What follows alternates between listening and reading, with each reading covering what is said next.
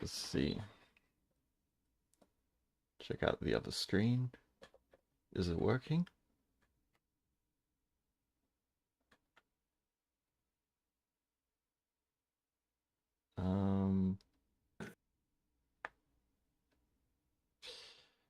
It appears to be working. Good. Okay.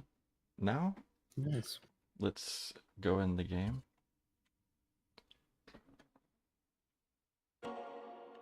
We just gotta... Oh, hey, here's Nick. You're quick. That's great. It's fast. Damn.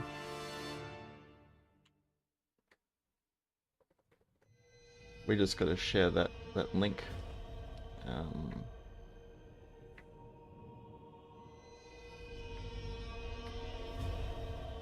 So, copy link address. Self-promotion.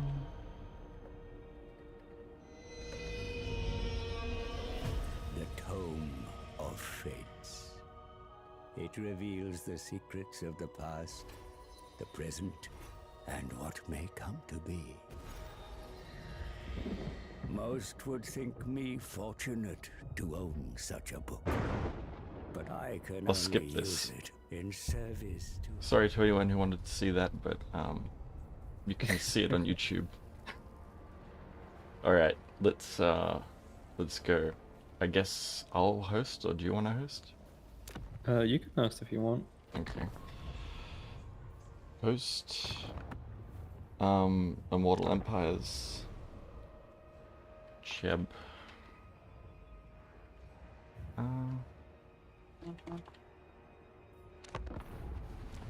So the password is Rusky, okay? Sure. But I think I can just invite you, or you can join me. I can join you. Yeah. So, trying to find the pirates, where are they? There they are.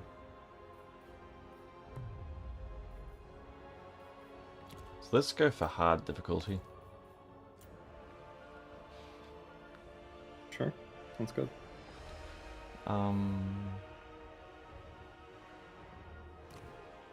So I'm in team 1, and I believe you can just join me. Yes, I can. That's the code or whatever. Yeah, I think so. I was having some issues. I don't know why. Ah, poo. Alright. If it doesn't work, then I guess you can try hosting. It's Warhammer 3, isn't it? Yeah. Yeah, it says I can't join.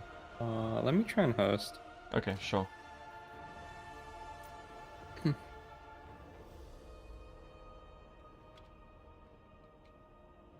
Just let me know when you're ready. Yep. Alright. Password is just risky again. Okay. Host.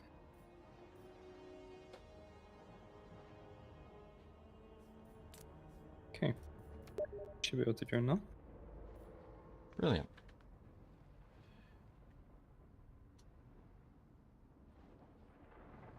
I accepted the invitation, so hopefully something will happen. With some luck. Failed to join game, no response from host. Oh man. Why? That is so lame. That's the same thing it said for me. Come on.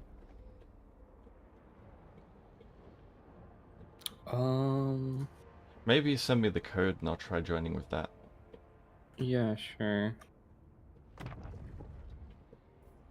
This is the worst time for this to happen. Yeah.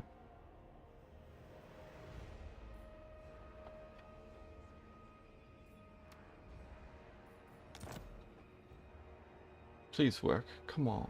Please. For the love of God. For the Chaos Gods, please. Ah. Man. No? No. Ruined by technology. For real? Let's see. I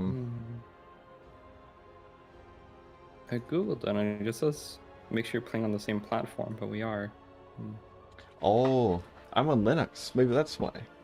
Shoot. No, it just means no. It just means Game Pass or Steam, Oh, okay. but that should be fine. Can't join host. Mm,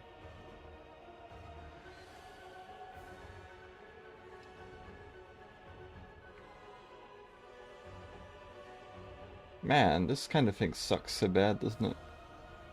it really does. Man. Seems like there's a lot of people with this problem though.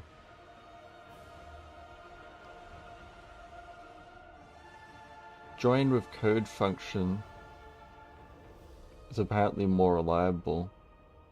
Oh, okay, wait. If you want to join your Steam friends, have them set up a lobby with no password, then refresh the lobby list over and over until Oh. you see the host game. So Okay. apparently the server browser is just really bad.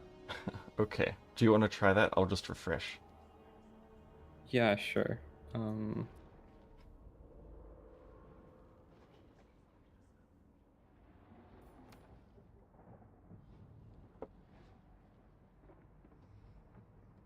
Let's see what the chat's saying. okay. They're not saying anything. Okay. It should be up now. I'll try refresh.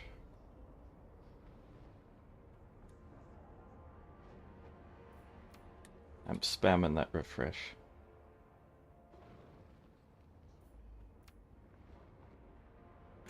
You can also untick the Only Friends button at the top, and then my game will pop up if it's there.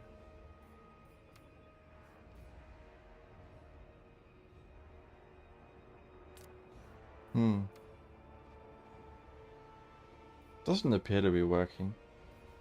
No? Let's try the code again. Alright. I don't have a better idea.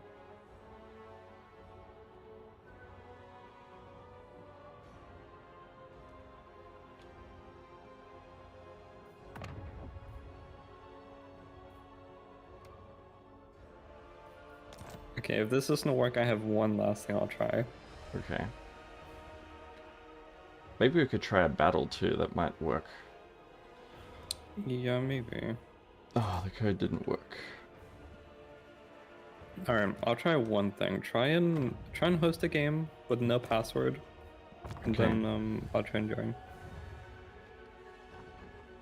So the game name is Cheb. I wonder Alright. if it doesn't work because it's Mortal Empires. It should be fine. I have it as well. Okay. Game's ready. Alright, I'll try and join.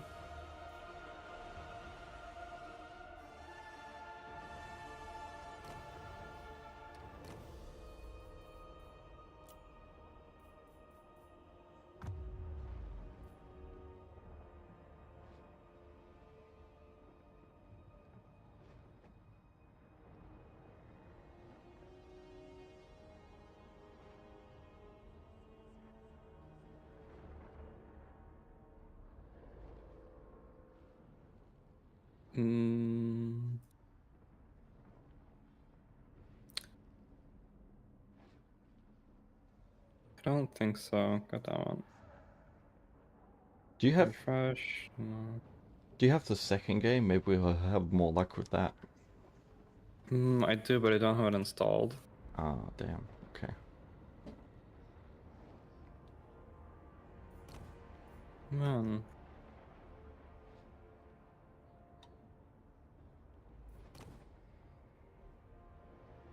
Sucks. Man, I'm sorry. I don't know why it's broken. It's not your fault.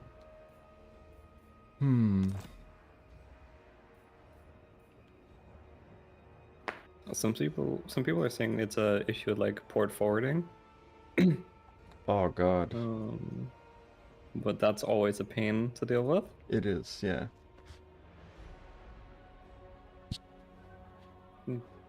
But I mean, it should work. I play with my friends relatively often. Yeah. No response.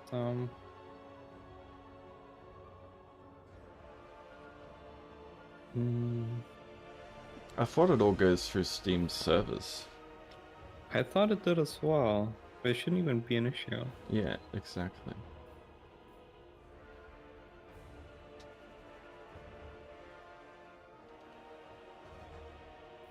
Super lame.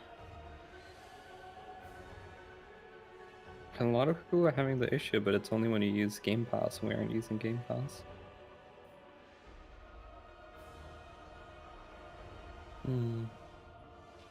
That's frustrating as hell. It is.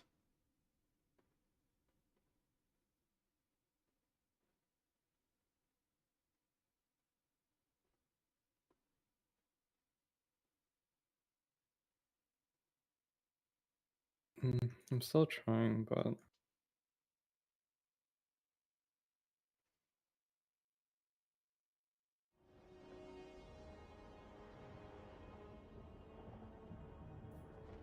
Maybe you can try the code. Don't know. I mean, I'll give it a go.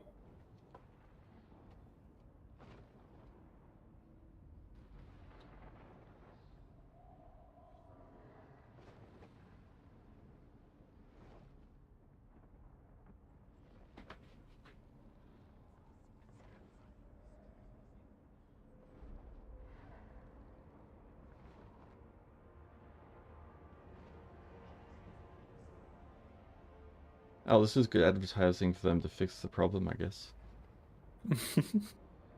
People can't even play a game. I think it works. So everyone, if you're looking to play this game multiplayer, well, it might not work. Good luck.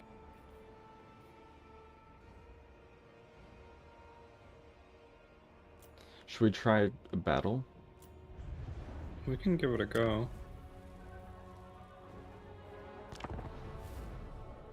It's probably going to be the same thing.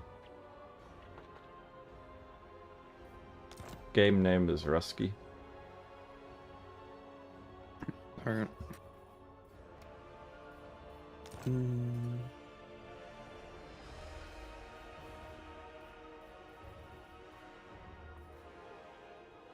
Oh, that sucks so bad because this game is so much fun in multiplayer.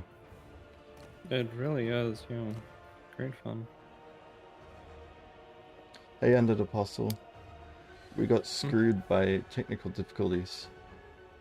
Can't join. Don't think it works, sadly.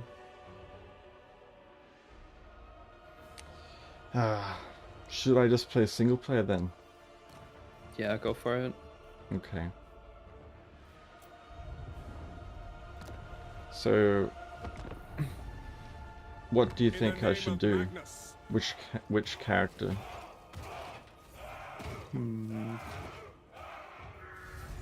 Maybe if chat knows the game, they can choose what they want to see. Yeah, let's consult the chat. What faction do I play?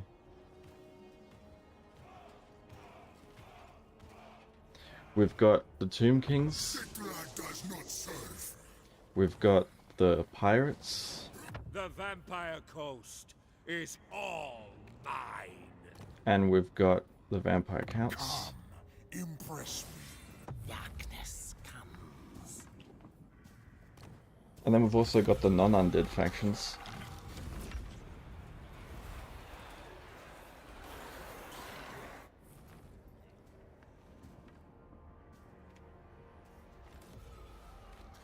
Chat has so far not said. Yeah, I think chat died. Krell? Oh, Crown. Krell is the Vampire Counts. Find me grave bound. This one.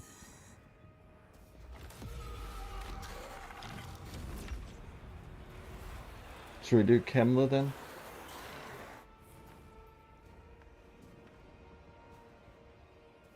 Don't. Yeah, let's do Kemler. I just gotta make sure it's on hard. I think I choose that afterwards. I don't even know if it gave me the option. Don't recall seeing it. Yeah, Beastmen are pretty fun. Beastman got a massive rework, so they're actually pretty decent now.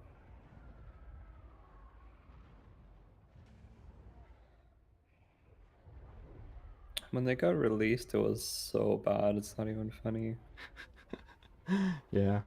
I did like the Brayherd mechanic, how it used to work though, with just the neutral army that was on your side. That's true, yeah, that's true.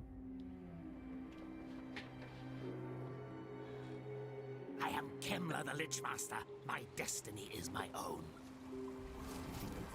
I love Kemler. He's so cool. He's just your typical insane necromancer. That randomly found a piece of Nagash. Yeah. I need more minions. Okay, so let's just get all the shit and then attack. Kill them, my children.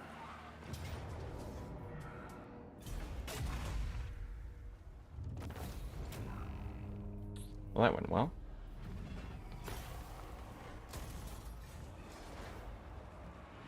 Yes, the time. Move quickly through the land of the living, Dark Lord.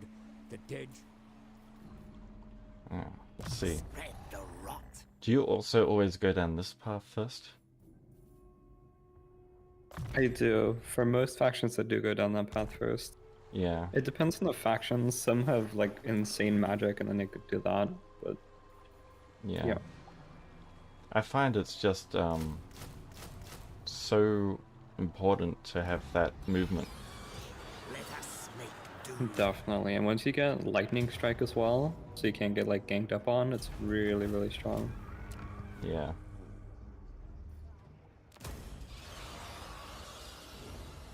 Oh, we're off to a good start. I hope the difficulty is on the hard. Where do I set that shit? Yep, it's on the hard. Okay, good. Nice. So, the first thing we build should be something of growth. This one would be good. The Charnel Pit. Find me grave bound.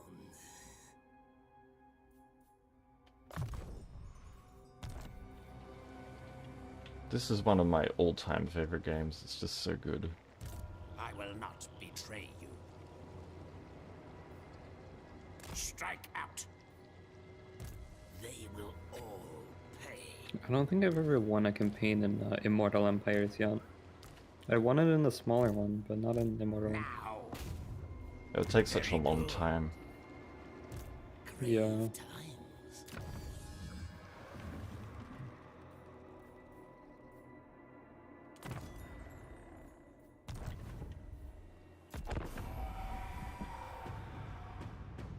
Yeah, that's true. Total War Warhammer 2 has some really good mods.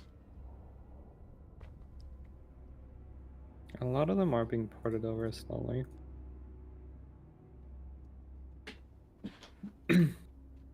Oh, hello. Undead Apostle joined.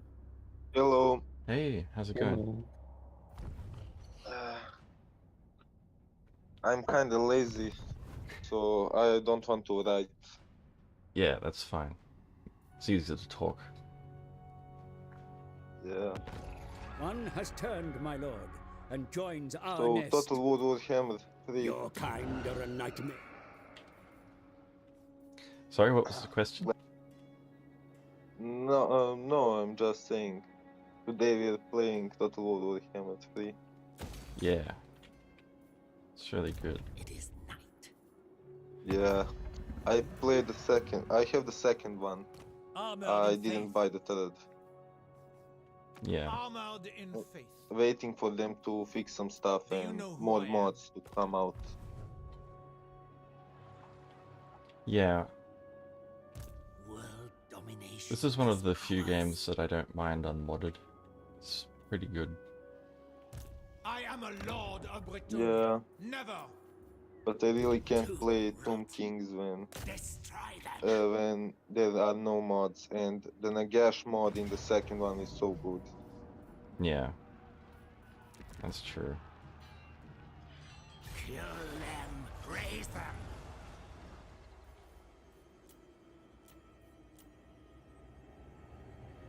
We can probably join some of these zombies together. Destruction. Doesn't that work when you're, Oh, it did work. Now they die.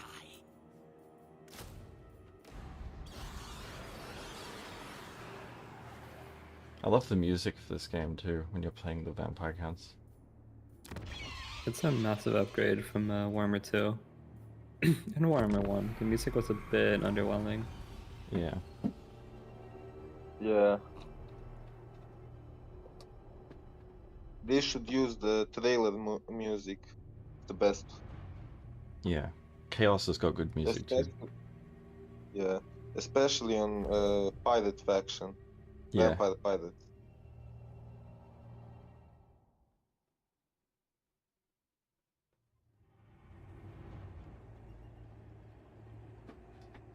I think I've won the game with Kemler in the second game. Like, it was the only campaign I actually finished. And I had to conquer, like, the whole map. More or less. Like, what happened was is that I somehow got allied with the elves in the center. I don't know how I pulled that off. Really rare. And then they conquered the western side of the map, and I conquered the eastern side. And that was how I won. Nice. And the hardest battles I had was against the Skaven in the desert. Oh man. Because they kept ambushing everything. Clan Wars, yeah. Yeah. I hate the Skaven. They're basically nuclear. Yeah, I will not blight my soul. they're really tough to I mean, deal I with. I love them. I just hate playing against them. Yeah, you hate fighting them.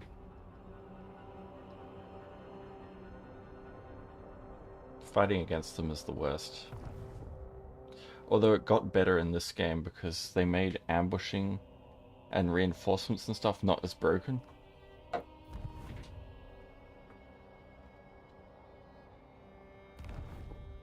Because they used to have the lightning strike, right? And it was just like, you couldn't do anything about it. And they'd just sort of pick your army apart. Dead may be summoned to your will. But my now lord. all the lightning strike Rapidly does augment is your- it reduces reinforcement time. Turn them to death. You know what I mean? That's not true. The Isn't it? last upgrade. No, the last upgrade of the Lightning Strike tree makes it like the old one.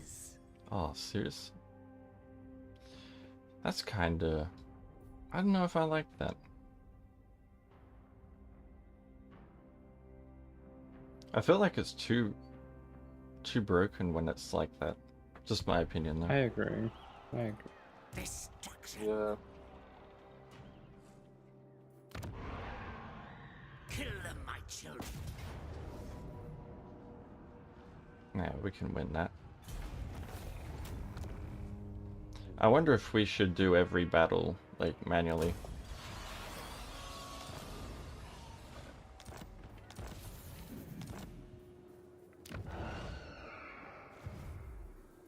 I need more minions. Kinda sad that the third game won't have DLCs anytime soon. Yes. Yeah. They said that like maybe 2 or 3 years, I don't know. Maybe they won't have any big DLC. Why is So- Did you that? say Yeah. years? Yeah, I think. No, Like, no. There'll be DLCs this year. There'll be Oh, DLCs this year. Spread the rot. that's good. Seriously. Yeah, of course. They're not gonna leave the game for years. That'd be insane. That's a great way to kill it. Yeah, no, I heard they're going to do. Missing there will be updates, but like how they won't have any big DLCs. I don't know. Like how if people are waiting for Nagash, they'll have to wait for maybe 2 years or something like that. Well, Nagash hasn't been confirmed or anything, but there will Well, definitely be DLCs this year. Yeah. Yeah, that. Well, Jinx is gonna be waiting a long time for Nagash, because he really wants it. Find me grave-bound. Yeah, I do too. Nagash is great. that's why I played the second one. It has a great Nagash mod. Sure. Ready. The second one has better graphics on the map. Yeah, this is too cartoony for my taste. Yeah. Like, the trees they've made very simplistic compared to the second game. Not sure why. I don't really mind that, but I hate it when you corrupt the land and still it looks so bright and like Yeah. This game, though, is the zombies game. They really buff zombies so much. Like, the whole Vanguard deployment on zombies is insane. Especially if you play the whatever the other dude's name is. I forgot his name. Ghost. But the zombie. Yeah, him. He has insane zombies. Yeah, he does. God. Demon Ghost. Yeah. That's the name. Yep. I tried him, he's pretty good. But I prefer the aesthetic of Kemla. Let us Yeah. make doom. Well, you can compensate Ghost and I think you get his abilities or something. Yeah. To stand before me and ask. It's cool that Valiant they Lord. spread out all the vampire counts. Yeah. Manfred is now in the Honor desert. before glory. Ghost is Protect now close to the Chinese, however they are called. Yeah, Kitai or whatever. Cathay, Cafe, yeah. Cathay. that's- All pay. You know, I really like to Is kill forbidden. I Leon have seen Kerr your before he heart. gets OP, because he is really tough to deal with when he gets going. Hate that guy.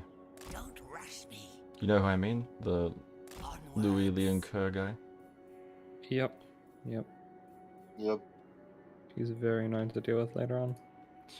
Where's the border exactly? Can't tell.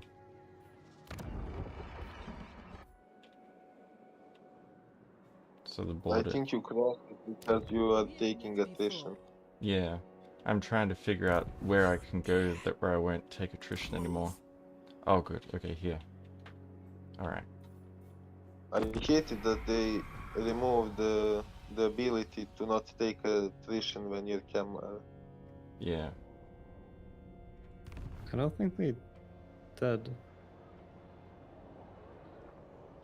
That's just the stance, no? The camp stance? That's still in the game. Not for Kemler though. Really? Yeah, he's got the channeling or whatever instead. But that still stops attrition, no? It reduces it, it doesn't stop it. Oh, okay.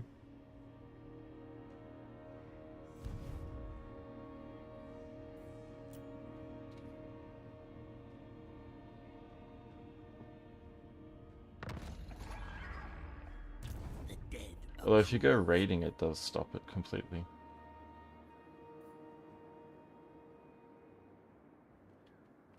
Alright, this... Zinnik says, Cathay, the Your name coming that was Marco foretold. Polo gave to the China when What he is your discovered meaning? it. Random history fact. That's Yeah. pretty funny. Stupid Louis. Hate that guy. Third victory. I guess we should take that, because otherwise the reinforcements will come. That's a pretty good outcome for us. Occupy it.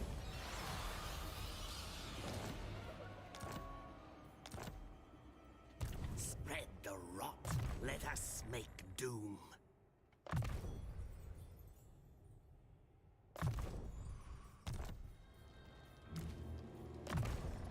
I guess if you really hated Okay. attrition, you could go with heaps of that thing. Find me. This one, the grave Darkling arms. Skies. I never go for that though. Isphonic says that Kitai is the name that Marco Polo gave to China when he discovered it. What?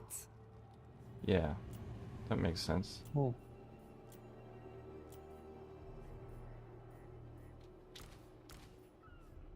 Lots of places call China Kitai. Like I think Russians do. Yes.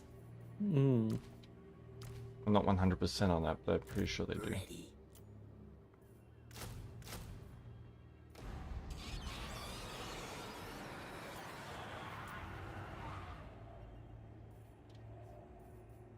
Hmm. I What do you need think of more bats? minions. Pretty trash.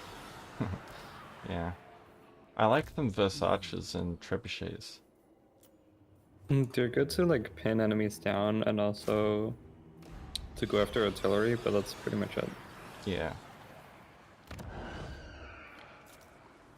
If you really upgrade them, I think they can be decent anti-air too. Like if you get all the buffs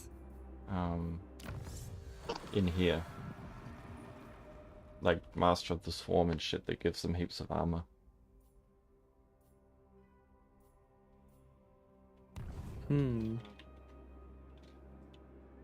I don't think it will, because later in the game they're pretty useless. Maybe good for harassment. Yeah.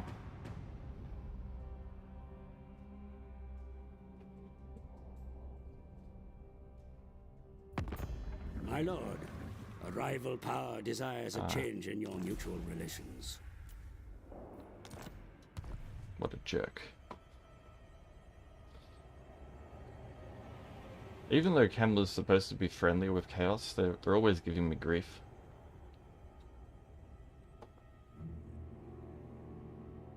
They're very rude. What did you expect? It's chaos. Yeah.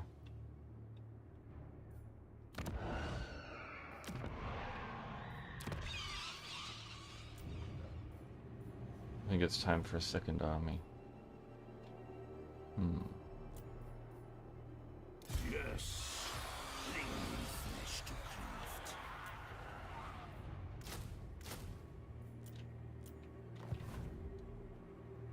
By all that There I he is, the hold dear, bastard. No.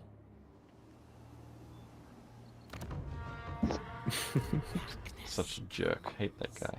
March. I'm just gonna step out of the city so I can't get pinned in it. Let us make doom. I bet you'll win. Yeah, maybe. I don't know. This guy is such a problem. He is, but you have your little crow. The what? What's his name? Louis Your Liancourt. little no, the little guy you summon. Oh, Krell. Yeah. Yeah, crow. He'll fuck up Lowen. Maybe. I don't know. I've had so many issues of Louis. Like, I defeat his whole army, but he just, like, is invulnerable to all hits. I hope Krell can do with him, though.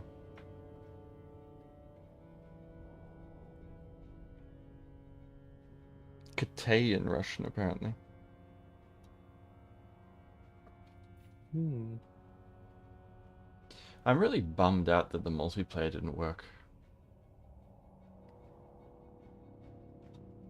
Really bummed out.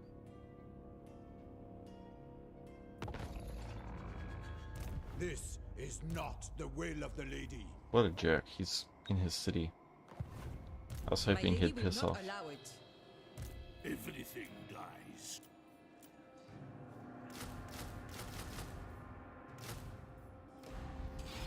Darkness comes. They will serve. I feel like the skeleton warriors are pretty useless now. Like, the spearmen are still good, but the warriors aren't so great. What do you guys think? I think it depends on the faction you're playing and at the stage of the game. It will be. Like, one-on-one, skeleton warriors are stronger than zombies, The rot. but zombies are so much cheaper. It's like Skaven slaves versus clan rats. Yeah. They're both bad. Clan rats are just slightly better. Yeah, I'm not sure the price is worth it. Especially when you upgrade the zombies and they've got Vanguard deployment and stuff. And they get so tanky. It was cool when they were free, no Yeah, upkeep. yeah.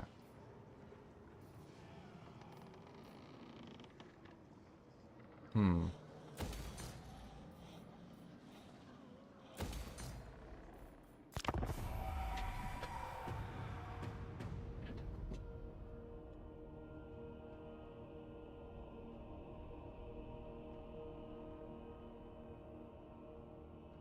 This is an unfinishable game almost. Ooh.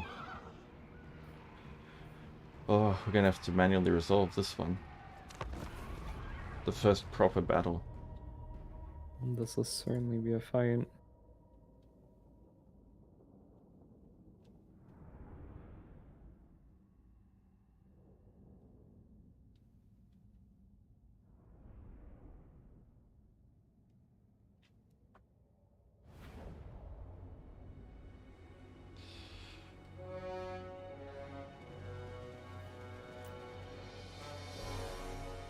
Alright.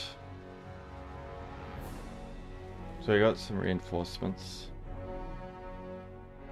Hmm. Heinrich Kemmler. I guess I'll just hide my dudes as much as possible.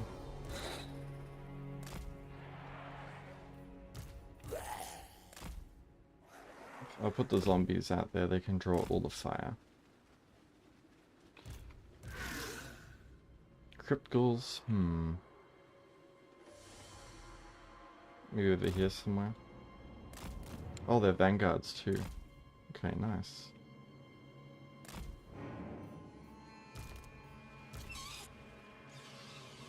I'll put the bats way up here.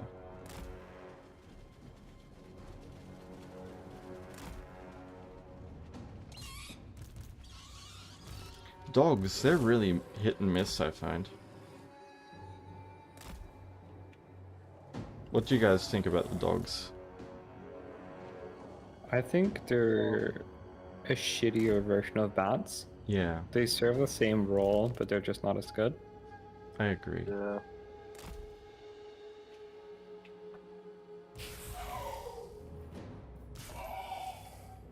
It's better to have just cav units than to have wolves. Yeah.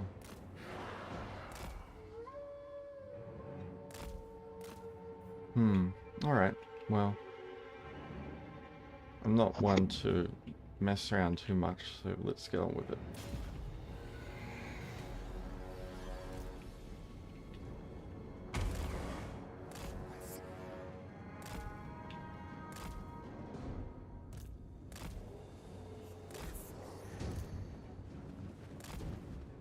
And here's our crappy reinforcements.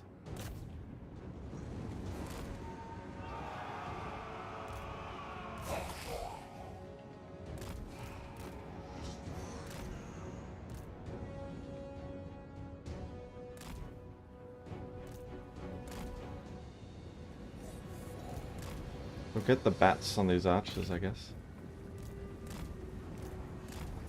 Oh look, they've actually given me an opportunity to get the archers of the dogs. That's pretty good.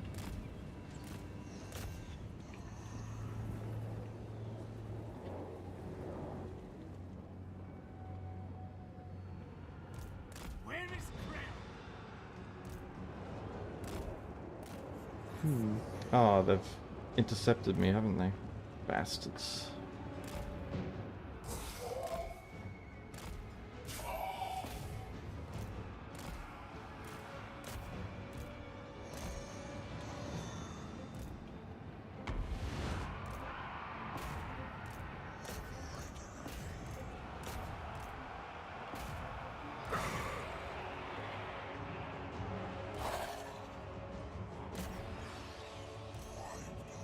This is gonna be tough.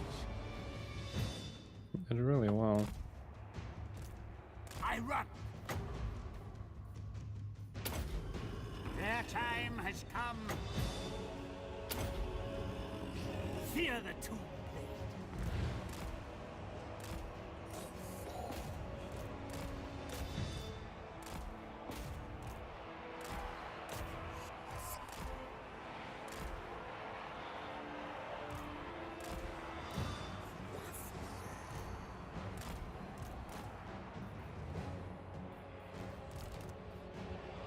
So at least we can get Krell out.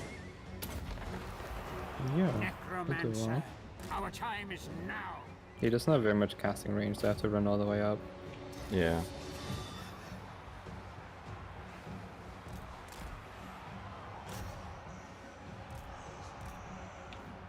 Hello. A new person. Hi. Not really.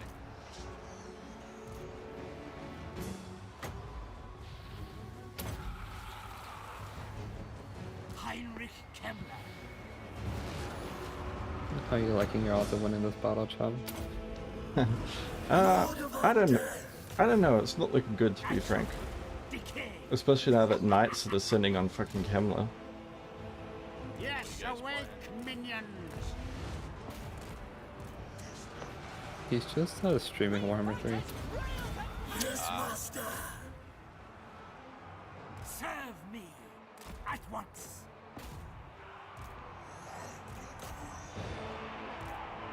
Looks like Kemmler got out of there.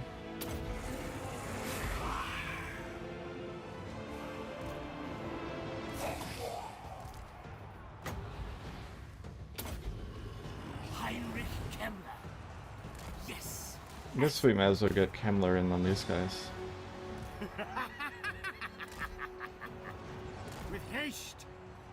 Death. Too smooth brain to play Warhammer games. It's not exactly an easy game to play. Like if you put stuff on hard and whatever. It's pretty tough. More or less just takes time to learn, but I'm kind of impatient these days. Yeah.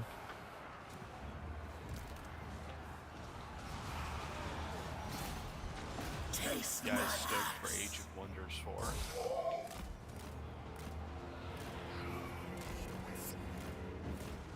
Let's try and flank these guys.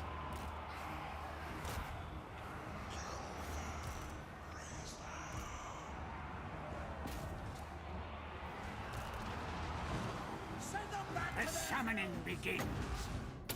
Lich Master. Mighty champion.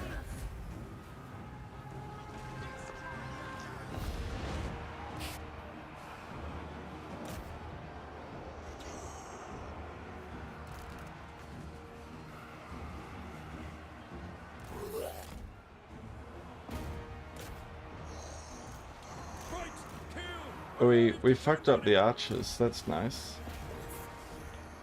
I think you're fine. I think you got it. Yeah. Yeah. The issue will be if Leon Kerr decides to go invincible mode. All his units routed, basically. You're gonna be fine. Hope so.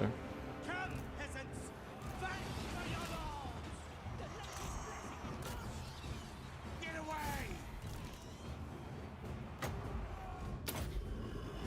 Still my beating heart.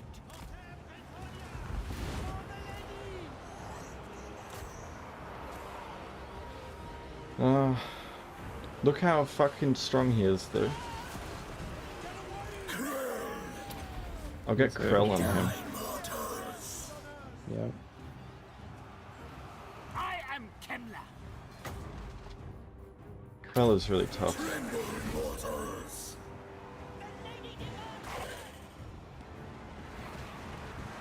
Master of death. Bring slaughter. So the bats are actually doing pretty good. I'm gonna stick them on those things. And on those guys so that they won't regain their courage. Life is a phase. We're probably gonna lose these, but I hope that they'll, you know, revive the dead stand up again or whatever it's called. Living will join us.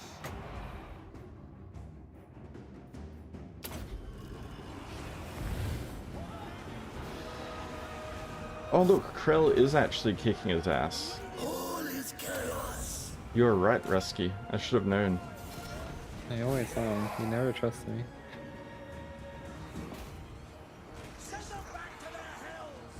Or my incredible armies.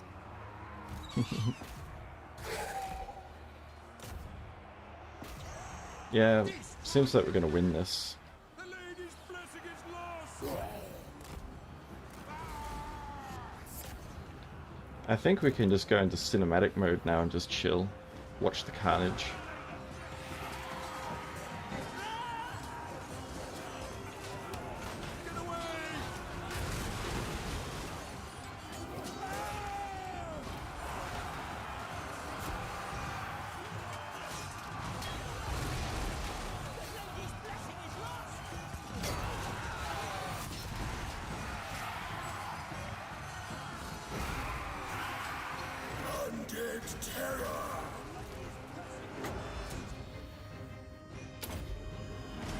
This time.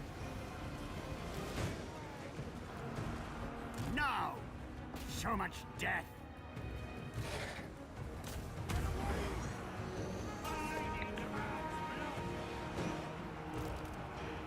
See my sepulchral art. Behold Krell!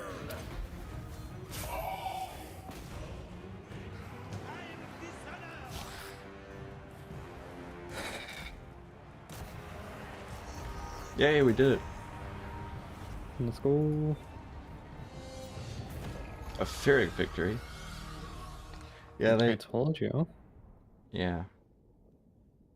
That's the thing with this game, like, no matter what you do, it's never happy with you. It's always like a Pyrrhic victory, or like, you just get by, even though you crush them pretty well. Like a Pretty much, girlfriend, you can never satisfy. Yeah.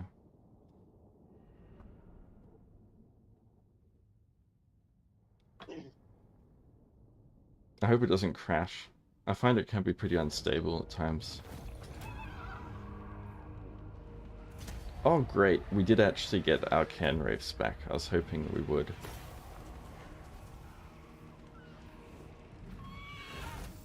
Lucky.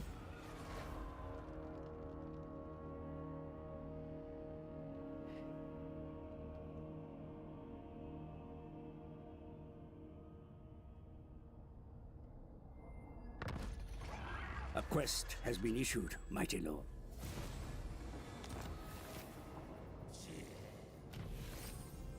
Let us make doom. Okay. Good job, Kemla. You're a champ.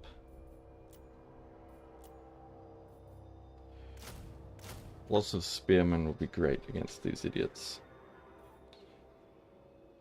I feel like the bats did okay. I'll get some bats then just zombies. Spread the rot. Now.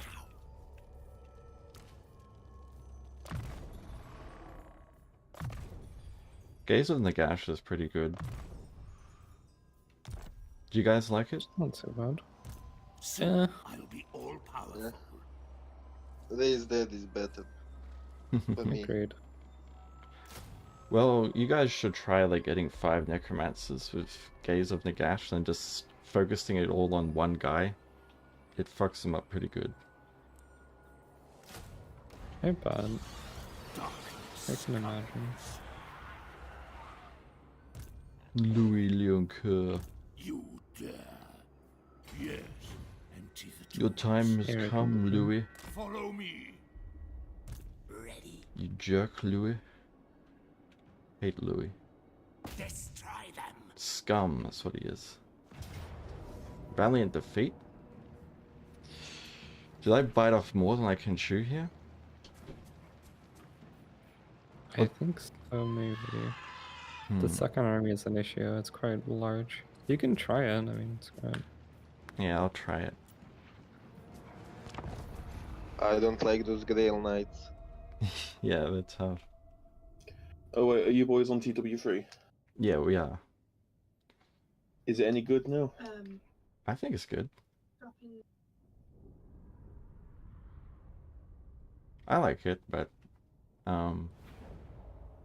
it's got some issues, I guess. So what we should probably try to do is descend on these guys as quickly as possible and wipe them out before the reinforcements come. So to achieve those ends, can we put guys here? Oh, we can. Just put all our Vanguard shit here.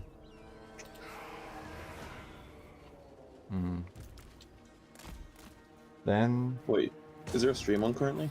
yeah, there's a stream. Yeah. Whereabouts is it? It's on YouTube. Atrophy, decay. I can link it in general. It's in the channel. It's in Yeah, I see it, I Soft see Motion it. Park. Yeah, yeah. Fear the tomb.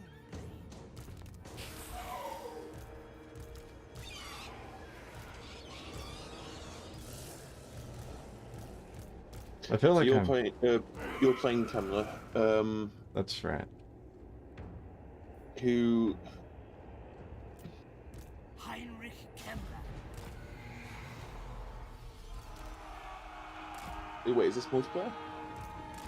It was supposed to be, but it didn't work out. Yeah. It was too buggy and we couldn't join our game.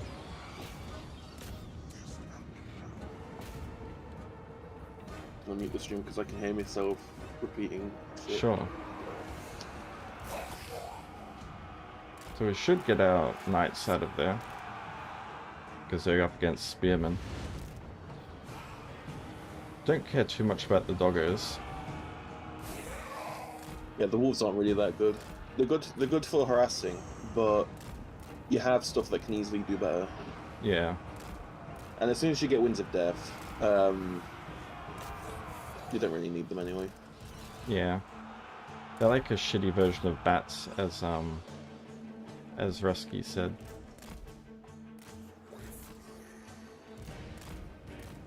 I would like to get these archers though, if possible.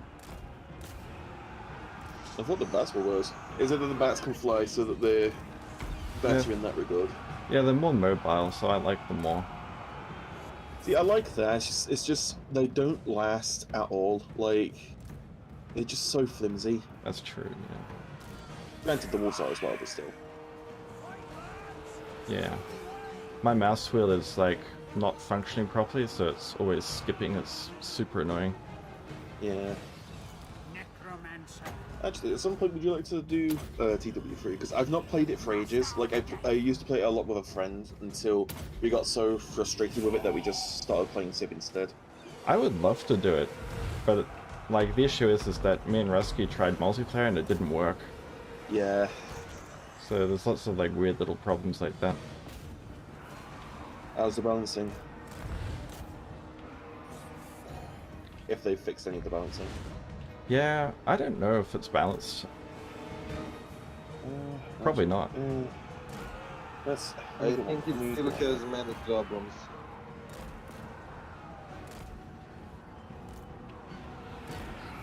Because when I was Yeah, last like- on, go on.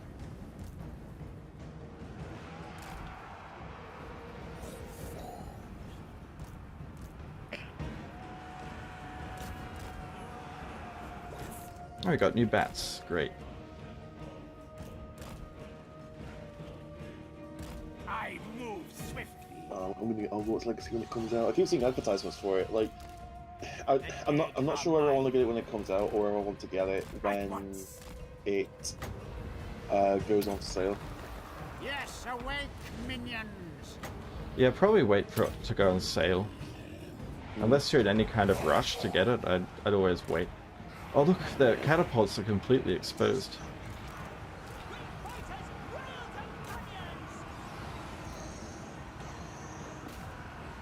I'm gonna see reviews first, see what it's like. Because it has a lot of really good stuff for it, but it could well be that it's kind of like Skyrim, in that it's big, but it's got no depth.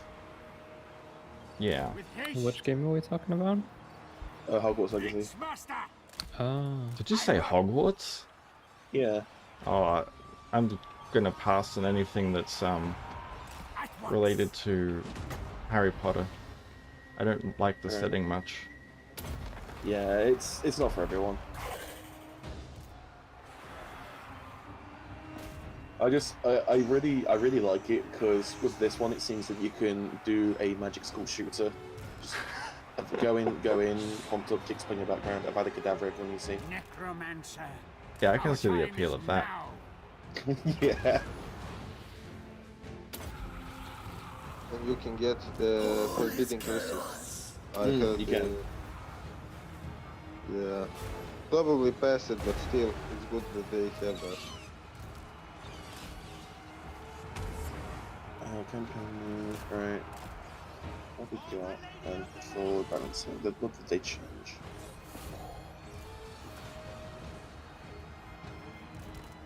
Because I remember that the elves had been terribly nerfed. January 6th, update 2.3. So, patch notes. I am back.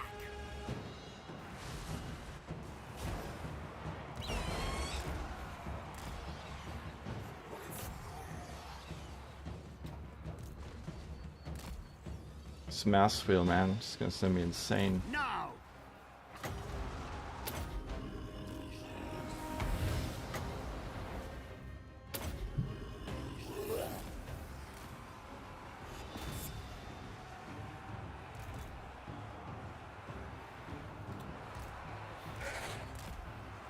Try and flank with these guys.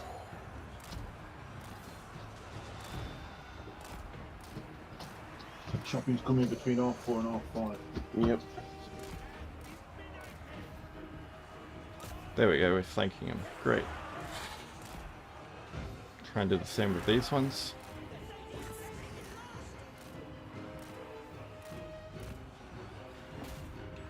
These guys are just chilling.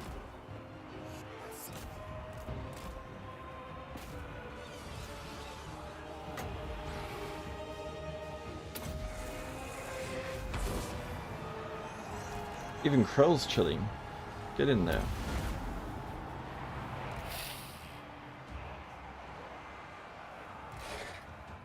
These knights should be fucked against the spearmen.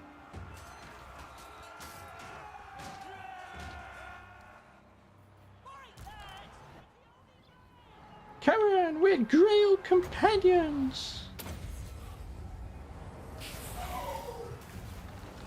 Where is Krell?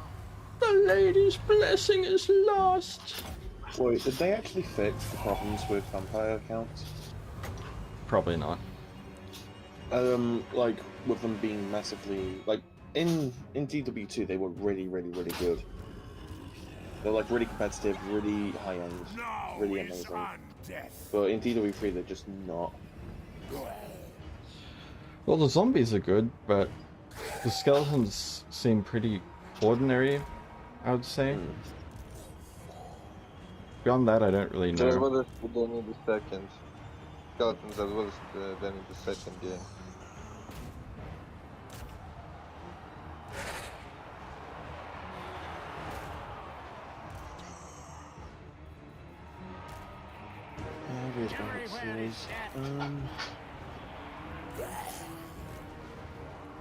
Champion of Corn. Oh, I'm so happy I'm destroying Louis. Die, Louis. Decrease the slave decline rate on income and port buildings so that it scales linearly. Increase the base slave cap by 500. Add an... What? Increase the slave... Creating proportion to the income of... That doesn't work though. The big issue with the Dark Elf slave mechanic currently is that it's terrible. It used to be really good, and it made them a huge economic powerhouse. It made in TWW2 it made them and High Elves amongst the strongest races, or contenders for the strongest races. But Dark Elves now are terrible, and they're still not going back on the current thing of how Dark Elves are.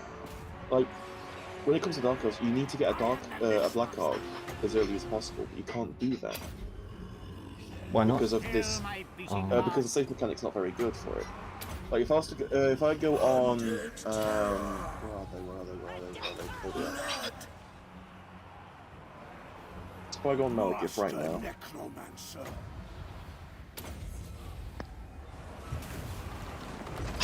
Swiftly.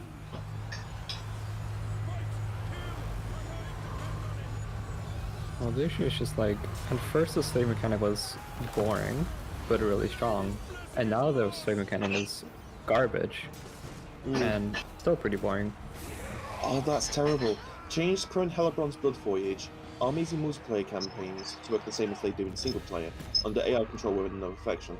So it used to be the case where you could do a Blood Voyage, or you could do like Death Knight, and you'd get an army that you could then control. But now in multiplayer, Crone Helibron gets an AI controlled one. That's fucking terrible. I could be wrong, but I'm pretty sure it was always AI controlled. The No, it Blood wasn't. Voyage was No, always AI controlled. in TW2 it wasn't. In TW2, because I remember this because I went for a thematic one with a friend. I did Helibron, she did Alariel. You can imagine who's going to win when it comes to someone picking Alariel. And I kept spamming it because I wanted to see, I wanted to do all of these. I wanted to snowball really, really quickly, so I kept spamming it, not realizing that the number of slaves required goes up every single time, and that you need to do it on the regular to make sure that Helibron stays powerful. So if you do it too much too early, you'll be messing yourself. But the way that it used to work in TW2 is that you could summon the army, and that you could control the army, and that they could go wherever you want them to go, but they can't heal, I think, and you can't transition any of the units in the army into other armies. So you can't take, because each one gets like a black dragon, right? You can't put that dragon in your army from that one. Very good. And you can't exploit it that way. It's meant to be that each army is to go on a suicide run, is to cause as much damage as possible before it's inevitably destroyed. Bring me flesh to craft. Oh yeah, I've never really played the Dark Elves. Don't really know They're what good. they're about. They're good. It's I quite like how they've done Dark Elves. I've grown a lot. I've grown on them a lot over time. High Elves, it kind of like value strong stats at the start of a battle, good range. But like High Elves always have a lot of answers to all of the questions. Whenever there's a question that's proposed to them, they have an answer to it, and that's kind of how it's meant to be. They have a lot of laws of magic. Like they have the two of the best ones they can possibly get. They have life and fire, so you don't really need much else. But they do have all of these other ones that you can go down as well. They have that option. They have a lot of really good units. They have some of the most powerful units with Sisters of Avalon, and you can do all kinds of stacks with them. I mean, a normal high elf archer stack is still very, very, very reliable and dependable to the point that you can just keep doing it and doing it and doing it. Dark Elves, by comparison, trade range for firepower. So the crossbows have less range, but they have much more damage to them. So Dark Elf crossbow stacks just shred whatever they go against, but it means that things get closer, so they could take that. So they may take damage with that. It's kind of the trade-off. They have like less choice when it comes to laws of magic, and the magic isn't really that good. I find they have fire. They do have access to fire, and which is good, but they don't have much in terms of the healing. What? But the two best things for them is the Black Arcs and the slaves mechanic. Because if you can get slaves really, a good amount of slaves really early, you can just steamroll. You can just keep going, and your economy is going to be really, really good for it. Spirits agree. Right, yeah. Darkness. And you need good Black Arcs early, and as long as you've got a Black Arc around, you effectively have a moving mini settlement, so constantly supplying you with whatever you need. That also gives abilities to your armies to use really, really well. And because of how it works, like these, is it crashing as it's loading? No, I don't think so. It seems fine. Oh no, sorry, man. Oh no, there we go. So you need to get a Black Arc as soon as possible because you need the growth to get high as quick as possible. You need to be really, really good with it, really quick with it, and you need to get multiple Black Arcs. You need to put them in safe places at port. You need to do all of these things. Right, here we go. So yeah, so in the previous one you had an unlimited number of slaves, so the number was uncapped, but you had to get them yourself. But in this one, that's not the case, and in this one, the slaves have a cap. So like with Malekith, it starts off at 1,100. And when it comes to Black Arcs, you need to do the ritual. 825. And you need slave pens. Oh, this is rough. This is gigantic chaos army coming to this thing. Strike out! Bats and wolves! I'm gonna just try putting an army in it, and hopefully it does Yeah. okay. So you have buildings that generate slaves. That also increase the slave cap. Like, these are good, but they give less control for building them. And your main growth building.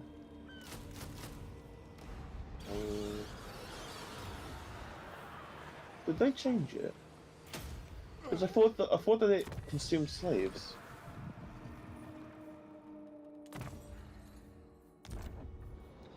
Oh no, the main income building consumes slaves.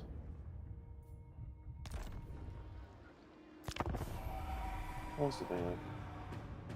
Good morning, Mez. How's it going? Dark Elf slave management of Rhino.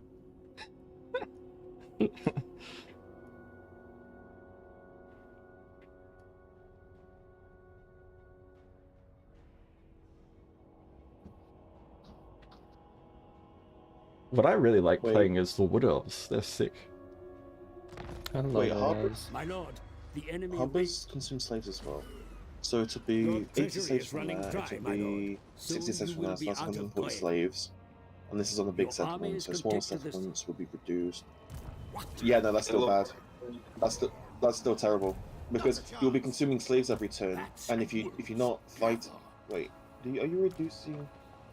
this? What do slave pens give you? Slave pens give you 40... Rumbles. Let us make Yeah, you're do. consuming more than you can Bring produce. me flesh to So craft. when it comes to getting a Black Arc, you're less likely to get a Black Arc, because it's going to take you longer to get a Black Arc, which means it's going to take longer for you to snowball. And increasing the slave cap is all good and dandy, but if the number is constantly decreasing more than you can fill it up, you're going to be suffering for it. So they are severely limited because of that. Right, yeah. And there's also the thing that when it comes to actually getting slaves from battles and raiding, like they've changed it now so that they gain slaves through in proportion to the income of the raided region. But you don't want to be raiding; you want to be battling. That's what you need to do to snowball. Like if you're wasting turns raiding, then everything around you is going to be increasing their strength. You need to get settlements. You need to do battles. You need to do all of this stuff.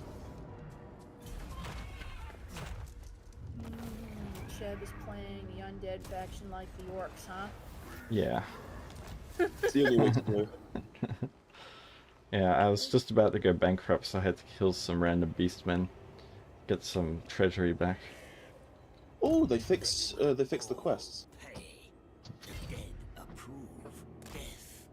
thought like with like some undead, like if it's is it the modded undead faction or is it the actual official DLC?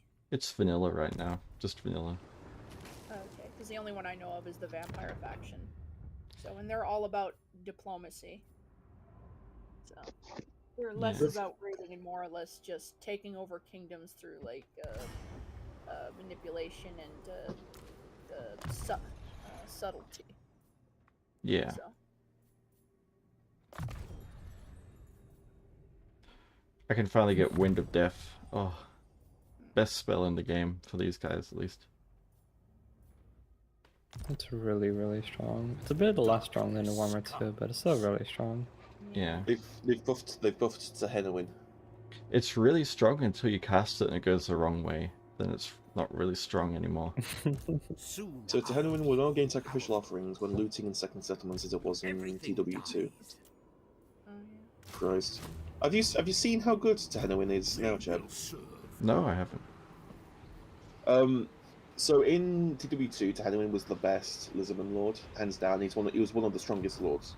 But there was a difficulty thing with that because he has a really rough start. Oh. So, but in TW3, his start is really, really easy, I find, and you can snowball very, very, very easily. And Lizardmen are quite strong now. They are quite strong. They kind of like, I feel like they've been corrected because it's meant to be that their units are expensive and that they don't have the best economy, but their armies are generally better because of that. So they won't be able to field as many armies, but their armies individually are much stronger. Oh yeah. I hate the lizard men, they're bastards. I always enjoy killing them. Because, yeah. So there's a thing that there's a couple of things actually that lizardmen can do. So if you can, because there's buildings that they can get to increase the level of heroes and lords that they produce. And if you get a level 19 or 21, I think it's 21, Scar Veteran, you can get this this skill in this tree called Honored Elder, I think it is. This gives +1 public order to every single settlement worldwide, and the effect stays after the lord is either dead or disbanded. So what you do is you get the Scar Veteran, you get this, and then you retire it, and then you just keep recruiting and retiring, recruiting and retiring. So you can have infinite public order. So regardless of anything that could happen, your public order is perfectly fine. But Henry in particular, he's great because he's an economic powerhouse. So the biggest weakness that lizardmen have is their economy. They don't have the good eco. Tenwin changes that. So on his sacrifices panel, right? Like his unique mechanic for his faction. Mm-hmm. There's two things that he can get in particular. Like they've actually buffed that now. So it used to be the case where he could get only regiments of renown in TWW3 from that, which is decent, but it's not really that good because every other faction has it where you just unlock regiments as you level up, and Tenwin is effectively restricted behind paying sacrifices to get them. Now that's all changed. So Tenwin gets regiments of renown normally, and they've decided to instead replace the regiments in his panel with blessed units. So he can quite easily and quite simply get blessed stegodons, which are quite possibly the very best lizardman unit in the entire roster. And he can stack them up, and there's not really much that can take him out with that. Like anti-large and anti-monster units will have a better time of it, but the blessed stegodons, like if you get a couple skinks in there, Law of Heavens, Law of Life. If I can interject for a sec, I'd just like to say that even if you don't use the bats for anything, you can just use them to make the AI freak out, and they start wheeling their cannons and stuff, and it stops you from getting shot at. You make them split up their army, so it's easier to take them apart. Yeah. Yeah, the AI is going to be the best tool that the player can use. Yeah. Did they fix the cowardice problem with the AI? So the AI actually doesn't run away all the time? I don't know. Because that used to be such a thing, like, let me check. Is that a... campaign... Look at...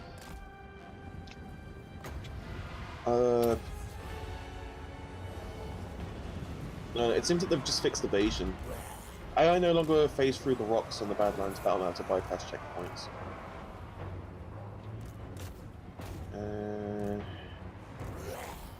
No, I don't think they've changed anything in regards to the tactics of what the AI do on the campaign now, which is really frustrating. Yeah, so in Tenwin's panel, he can get followers. There's followers he can spend sacrifices on. So like those little followers you can add, like there's little ancillaries and stuff that you can put in your character, right? Yeah.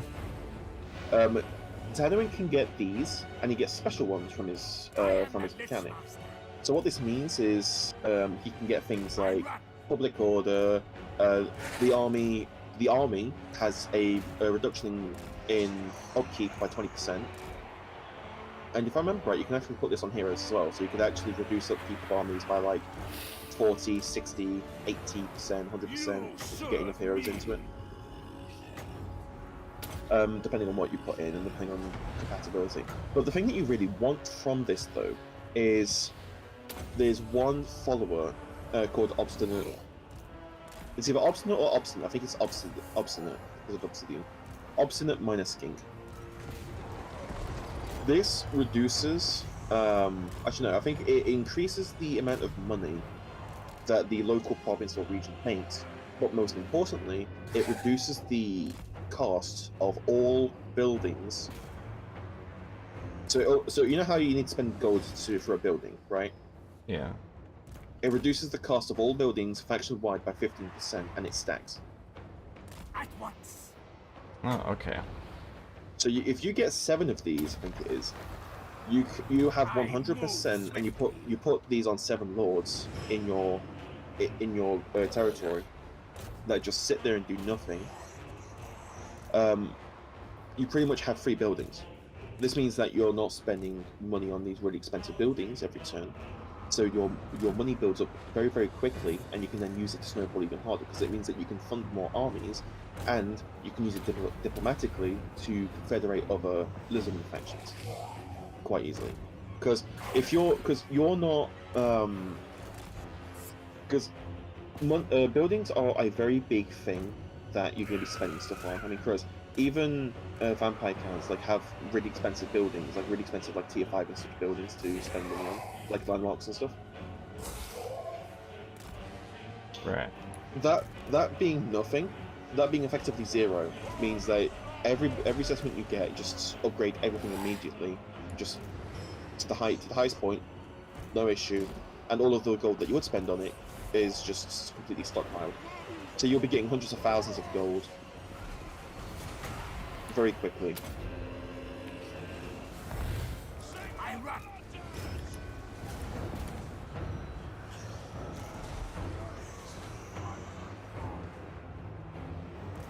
I kind of got distracted, and then I lost my stupid second lord.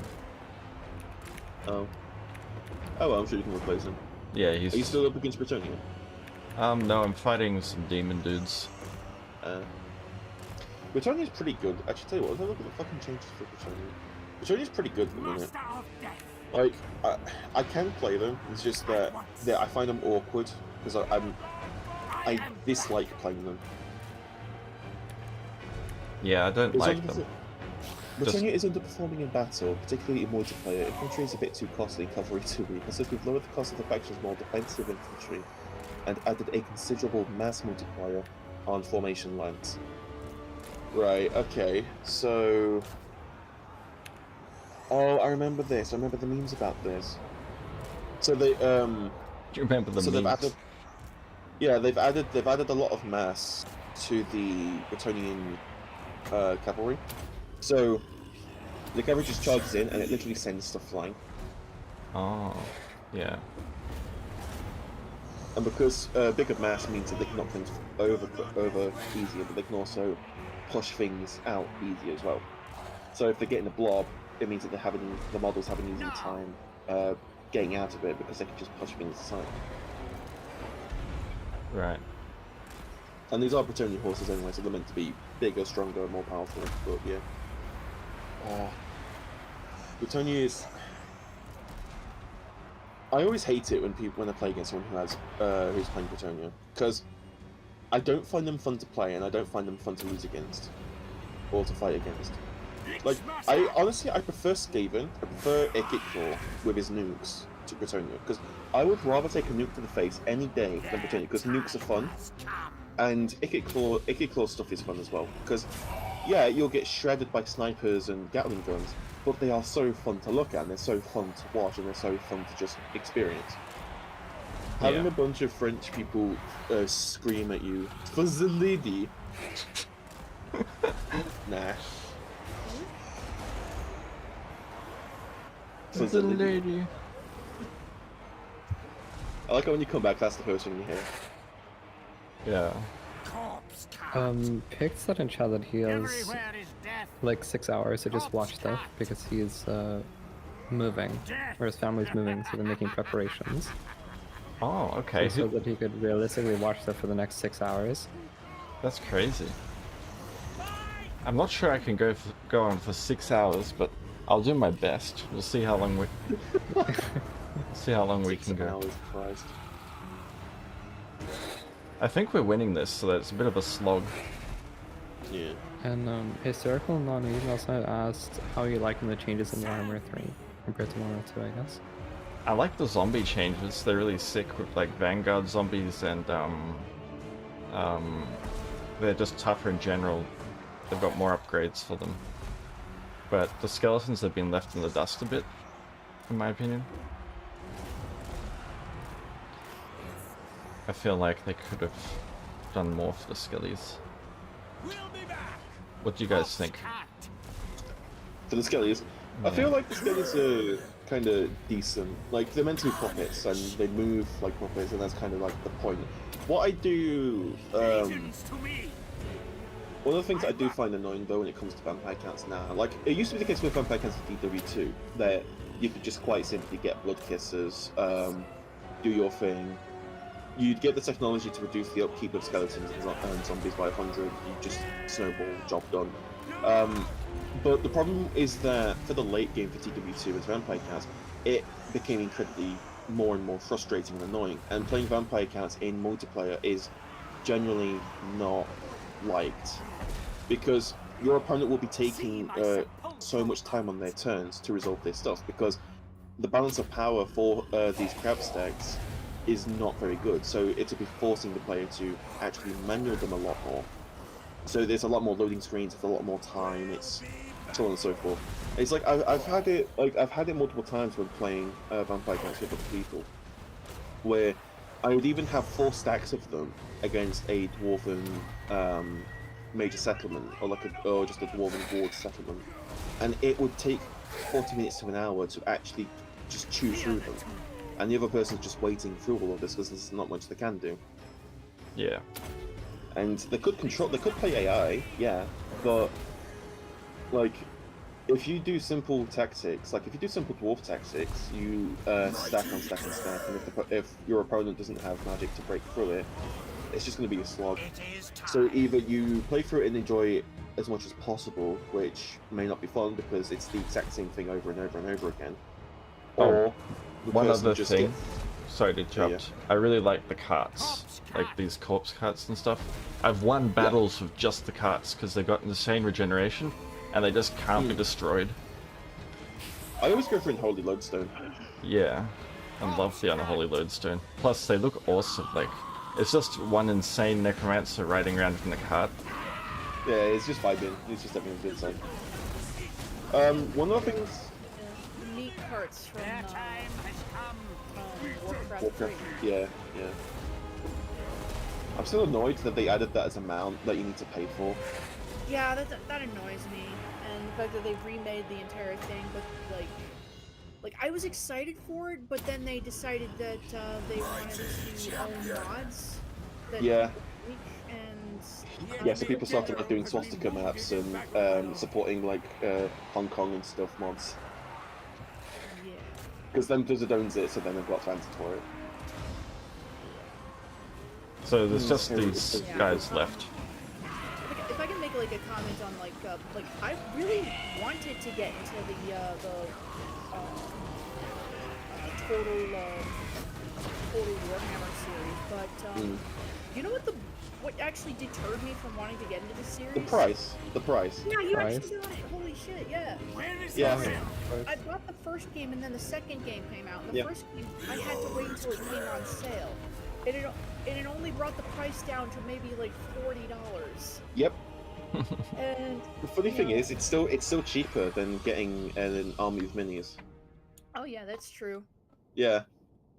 But it's still like the main game series like is fucking $80, and then there's DLC on top of that. So if you want to play, And the problem as well is that you're paying for all of this, and there is still so many bugs and bouncing issues inside of it. Like and when then, TWW3 first came out, like they do have a modding community, but like I feel they like do. the game is gonna cost that much. Like they should be fixing the bugs. Yeah. The thing for that, as far as I know, is they've got 2 development teams at CA for this. They've got the main dev team and the DLC team. And what happened with TW2 is the main DLC, the main dev team got TW2 to release, and then they were fucked off onto the next project, and then the DLC team were brought in to fix it because TW2 had a very terrible release. Oh. And TW3 had the exact same thing happen. The main dev team worked on it, got it to release. It was heavily slated in reviews. massively slated in reviews because it was just a buggy, unfinished mess. To the point that me and my friend only played it for so long before we went back to TWW2 because it was a lot better. So then they brought in the DLC team to fix it and to do all that stuff. And obviously, when you've got a DLC team, you can't expect it to be like, as the name implies, it's a DLC team. It's not going to be as big as you would think it would be. Wait, did they just literally make the DLC the bug fix? Yeah. So it's paid bug fixes. Oh no! Oh no! Not that. Not that. Not that. Okay. So what it is with the deal. What I mean by the DLC team is that they brought the DLC dev team in, the developers that do the DLC normally, to fix all of the problems that the main team should have done, because the management is focused on profit, not on making a good product. Holy shit! So they fixed this with interns. Pretty I guess. And that's what it sounds like to me, because like when I think of like the DLC team, usually most DLC teams are usually, you know, people they bring in to train on projects, and most of them 9 times out of 10 are unpaid interns. Oh, in that case, most likely then. Yeah, the problem as well I find with the DLC. So when it comes to the DLC, you'll be getting race packs and lord packs, and the lord packs will be 2 lords with new mod, with new things and all of that. And the race packs will be introducing a new race and so on and so forth. What I've found is the DLC can be wildly different. And if you don't know what it is that you're getting when it comes to it, then you could either find that you've got shit or you've got something that's busted. So to give an example of this, oh, this will be fun. Yes, attack what me. Is it? Which one's the one? The hunter and the. The hunter and the brood, or the whatever. Yeah, I know what you mean. Yeah, the one with Nakai and not Wolfric. What's his name? Marcus, the one. Wolfhard. That's it. Thank you. So the one with Marcus and Nakai. So Nakai is just a shitlord. He is just shit. He is just a terrible lord. His faction isn't fun to play. They've changed it to try and make it fun. It's not fun. Marcus Wolfhard has the possibility of being fun, and from a narrative perspective, like, the narrative is good for him, and the story of like these heroes that you can kind of level up and actually advance and grow and all of that. But the mechanics for it are just god awful. It's just absolutely terrible. You don't want it. It effectively punishes you for playing, because when you're doing aggressive actions against lizardmen, it fills up a bar, and then a very powerful army will come to fuck up your shit. So it effectively punishes you for playing. Like, it's meant to be that you'll do it steadily and carefully, but this isn't that kind of game where you can do that. So you've got that. So both of these are terrible, and they're still being sold as the same cost as, say, Tehenowin and Ichthor, which are much more valuable, much more fun, and when it comes to Ichthor is seen as an essential. It's the same as Alariel. He's seen as essential. So Skaven feel incomplete unless you have this DLC. And here's where an issue kind of pops up, I find. So when it comes to DLC, you'll tend to find that one side will be focused more than the other. So for thematics, you'll have it as the Prophet and the Warlock, you'll have the Queen and the Crone, so on and so forth, right? And you'll tend to find that one will be a lot stronger than the other. To give an example of this, Tehenowin, whilst he's the most powerful Lizardman Lord, looking at what both of them have, what makes them special, Ichthor has this huge laboratory of stuff. He has a lot of really, really fun things and mechanics. He has nukes, he has the Skaven Under Empire with unique buildings that he can take advantage of. He has his special units, which are part of the faction mechanics, that you buff these units, that you make them good. He has all of these things. He has all of these things that he can do, and he upgrades and improves his units, and you have multiple panels and things to his mechanic. He's got a lot of really good stuff, and a lot of care and effort has been put into it. The Tehenowin, by comparison, has a single panel with a bunch of buttons on it. Mm-hmm. And what I've said about Tehenowin before about him being really strong, yeah, that's absolutely true. But the way of actually going through this is it feels more like you're exploiting a glitch than doing something that is meant to be done. You're spamming a single button as a loot box, effectively. You're spamming sacrifices to get a certain follower. If you get enough of these, you're snowballing really, really hard. It's entirely RNG based, and you're going to be doing battles to get this, to spam this one thing. So you could be there for 100 turns and not get it. You could be there for 50 turns and get it. You don't have any control over that. Yeah, it's a thing that you can do, but it's awkward, and it can take a lot of time to actually get up and running. So you've got that, and comparing the two of them. Ichiclaw has the brass orb. He has nukes. He's a bionic rat with a flamethrower in his metal gauntlet. He has a jetpack. He has all of these things. Zehenuin has a plaque, a dagger, and he can get a Stegodon, which, yeah, that's pretty good, but he is Lore of Wilds. Lore of Wilds is middling. Like, it's 5 out of 10 in terms of how good it is.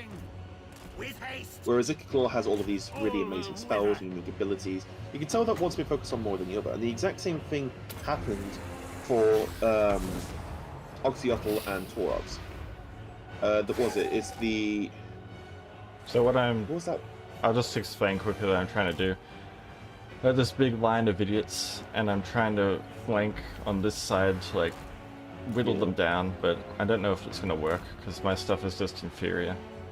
What you should have done in my mind is you should have blobbed them all up in a corner. Yeah, that's a good point. And now I'm stuck in... you should have had... how many fast units do you have? I'm stuck in this because my mouse wheel is broken. Oh, yeah. Finally just press tab. I'm out. True, a corner would have been a better idea. Yeah, you can. Yeah, so if you want to restart it, what fast units do you have? You've got that. Do you have any Wolf Summon? You've got Unholy Lotuses to heal. Yeah, you can do that. You can outlast them because they can't heal. What spells do your dancers have? I've just got just healing, just the basic shit. Yeah, that's good. Yeah, that's good. Yeah, you can easily just restart it. Just put your stuff in the corner. Have your fast units on to the side. Just play it out. You can probably win. Yeah, it might be possible to win. I'll just try. But yeah, I should have done corner. I forgot about corner actually. I know that trick. So for the Beastmen update, right, when Beastmen became really, really strong and Taurox was made, obviously the focus was on Beastmen because they were doing all of these things for Beastmen. To the point that Oxyotl was very much a leftover fort. So Oxyotl's special units that he brings to the table, he brings Stink Oracles, which are really good because they have healing. So they're a hero that have a healing spell. That's quite nice. That's quite good. That's quite desirable. And they also get the ability to cast a Comet of Casadora for free. It's only one use, but it's still better than nothing. It's still pretty good. It's a nice damaging spell, and it's for free, so you're not going to be wasting any magic on it, and you're not having any miscast damage because of it. But the animation for it is fucked. So the Troglodon is good, the Skink is good, but the Skink clips into the Troglodon, and the animation for the Skink spazzes out whilst it's on the Troglodon. So there's a lack of polish to it.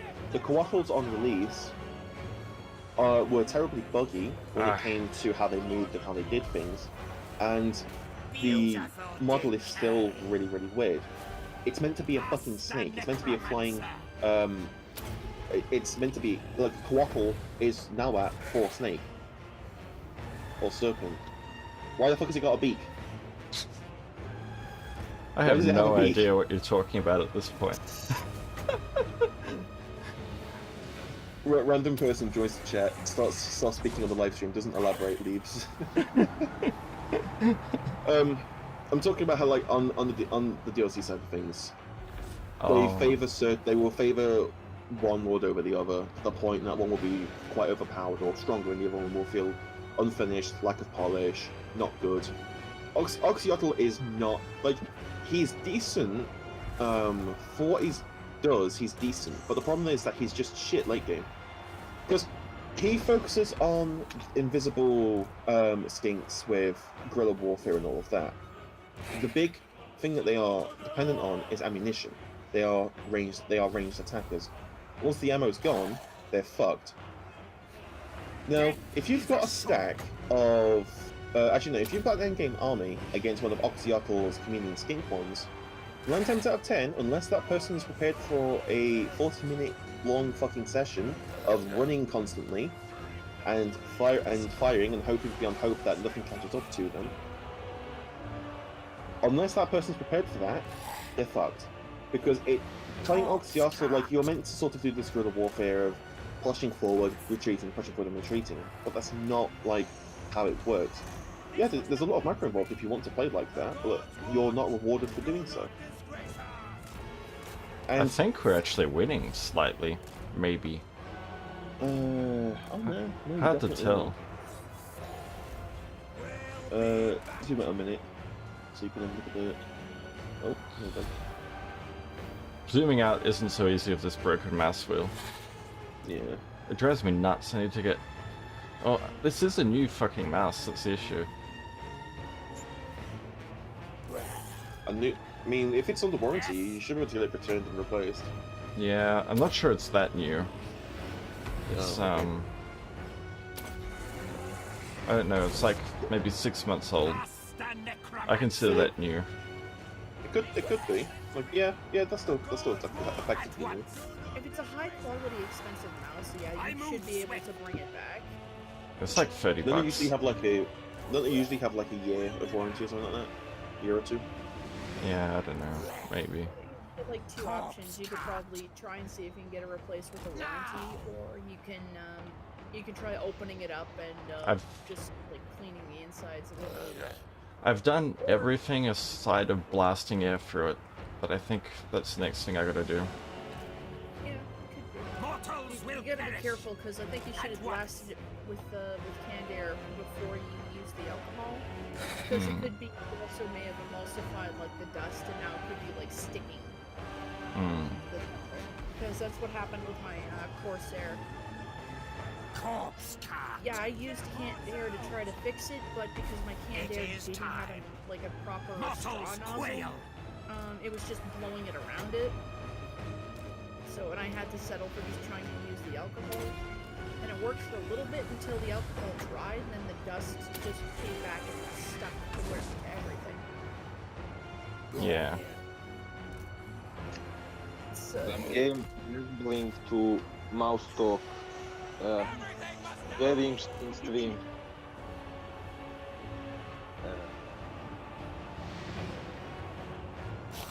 I think we're gonna win. It's my Corsair, but the problem is to open up the keyboard to actually clean the switches. It has one of those stupid screws that like they normally use for like security. It was a triangle. Like, Oh, I hate that shit. Give me a square head. Triangle. Who the hell owns a triangle-headed screwdriver? Yeah, you may as well just deform a nail at that point and try and wedge it in there. Holy shit, that would be the most redneck shit ever. I've done that kind of thing. Like, I do have a tiny little ASO, which is like basically a mini anvil. So, and I have a hammer somewhere. Yeah. So yeah, I fucking ghetto blacksmithing. Yeah. I am master. I'm just picturing Cheb with a laser cutter, just like surgically slicing into his mouse to get it fixed. I'm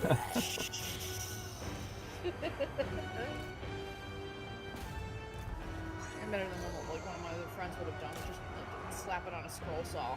Now is But at that point, it's like, I'm not even trying to fix it. I just want to know what's wrong with it. I know what's wrong. Ain't got no gas in it. Ask the Necromancy. Ah, they're starting to wimp out. The skull flags are coming. That's good. Actually, wait, Cheb. Which of the DLCs do you have, and which of the DLCs do you not have? Very well. I've got Beastmen, I've got Pirates, I've got Chaos, like most of the Chaos. I don't have Norska though. I've got the Wood Elves. I've got the crazy mum of the Dark Elf dude, forgot her name. Oh, Hellebron, so that means you've got a L'Oreal as well. Yeah. Ready to bring death. So with Norsca for the longest time have been a bit of a laughing stock, because they haven't been able to build walls, so their settlements you can just steamroll through them. Yeah. But now, Norscan engineers and technicians have finally deduced the mysteries of life and can now build walls, which is great. They've evolved, they're learning. They'll be using tools soon enough. They still suck. But when it comes to doom stacks, so Norscans have a couple of doom stacks that they can do. Frog has been buffed a fair bit, if I remember correctly. So he can actually give his trolls horrible regeneration, which is pretty fucking good actually. So that they regenerate, but they also res dead models as well, so they can actually go back to full health and full models from quite low, or whatever the healing cap is at. Right. But when it comes to Doomstacks, you want to go mammoths or you want to go skin walls? Skin walls fuck hard. You don't fuck with skin walls. Skin walls fuck with you. Yeah, they are And pretty good. Skin walls are basically Warhammer's edgy version of werewolves. Because why the fuck not? Oh, I think we've lost. God damn it. Yeah, I kinda expected that. It was close, really close. It was very close. If you blow up, it should be fairly straightforward and easy in that case. A valiant defeat. Because I feel like the biggest issue, like throughout it, you had units that were just sort of being picked off and dying across the map. But if you've got them all in one place with your corpse carts, healing them constantly, it should be fairly simple, fairly easy. Let's reload and do the corner trick. Yes. The best trick ever. You can even speed it up, like it doesn't even require any thought, that one. Yeah. They just throw themselves against you, you just wait and win. Yeah, we'll do that. Actually, let me check. Did they fix the model issues with the stink? Where is it? Where is it? Where is it, you fucker? There it is. Quick save, load. Save scumming for the win. The only way to play.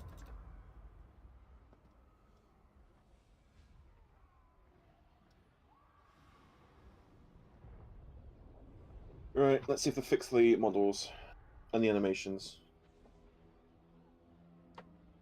You still there, Rambles? I guess not. She's dead, Jim. She's gone. She's gone, Jimmy.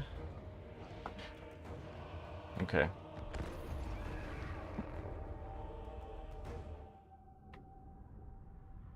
I will say though, I find it highly questionable how they do the censorship for this, because, to get this, when TWW3 was released, right, it was going to do a Blood for the Blood God DLC afterwards, right? And the whole thing for the Blood for the Blood God as a separate thing to the Blood and Gore and shit like that, as far as I know, is to give the game a lower rating so it sells better. Because if it's full of like gore and Are all you blood and all of guys watching the stream, by the way, on YouTube? I never understand. Because it's always like, you've only got one viewer, but there's like 5 people watching or something. I don't get it. I'm watching. Yeah, I don't get YouTube. They're always lying to me. It's fine, no one gets YouTube.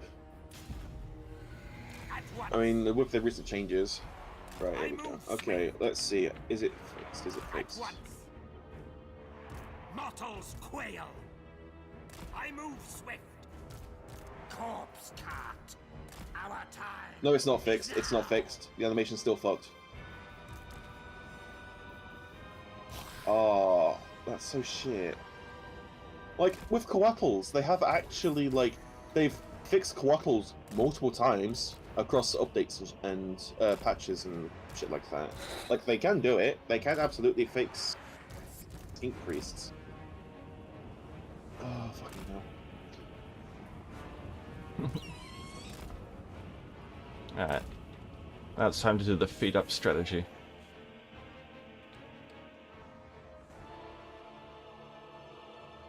Imagine if someone plonked down the Winds of Death on your stack. Oh, it would be so satisfying. Yeah, luckily they don't have that kind of tech. These are just bare-chested brutes. These are bare-chested, sweaty northern men. Yeah.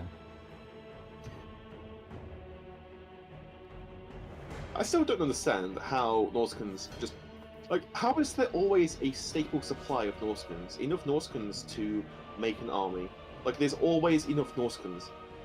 And with where they are and how... Like, where they're from and how bad it is, how are they able to grow to such big, mighty sizes? I don't get it. I don't know either.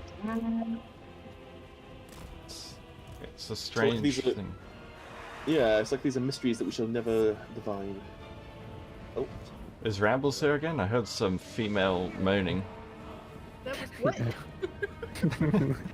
Oh, Rambles, you're back. I heard some, like, weird female moaning. So the moaning is because I just sat down after getting up to do a thing. Oh, yeah. Whatever you say. Undead Apostle left. So yeah. Oh, okay. I didn't even know he joined. He was quiet for a while, but he was there. It was quiet. Now my cat's Oh, yeah. trying to nuzzle the microphone. Yeah, they come. Yeah, they come. That guy, that little outcrop is gonna get shredded. It needs to go back. Which one? That one to Oh. your left. Here, yeah. that looks like, yeah. Oh, good. We got enough, I think. Yeah, the main front.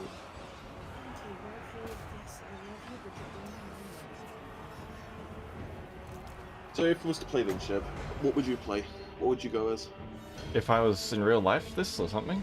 Or what? Oh no, like for multiplayer. Well, we actually no, we can do both. We can do both. So first off, what would so if we was to do multiplayer together, what would you play? And then the real life one.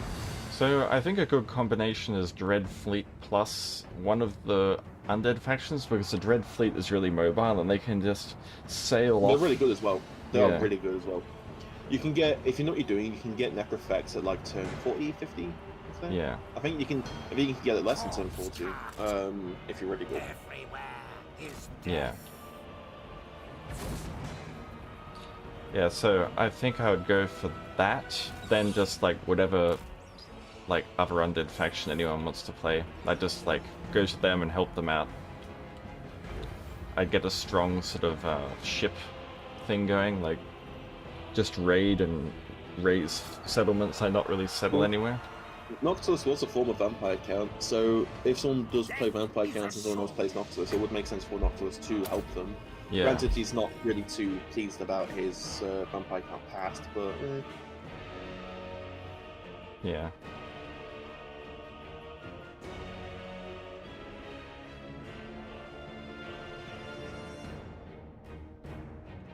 At least we can actually enjoy the battle for once. Mm. I do love how these Chaos dudes look. Like if we just look at this guy for a second.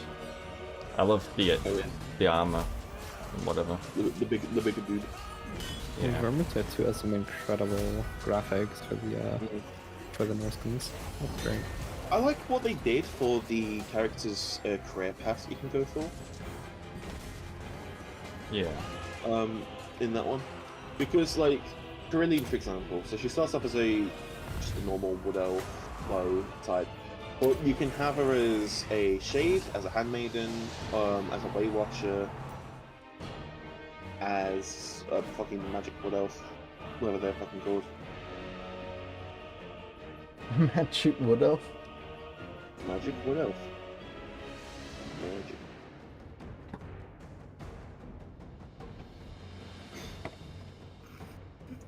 Magic wood. I'm not gonna say anything. Yeah, you've demonetized enough streams, Rambles. We'll wait until we can get to another stream where, we know we're not gonna get demonetized, although I'll say it later.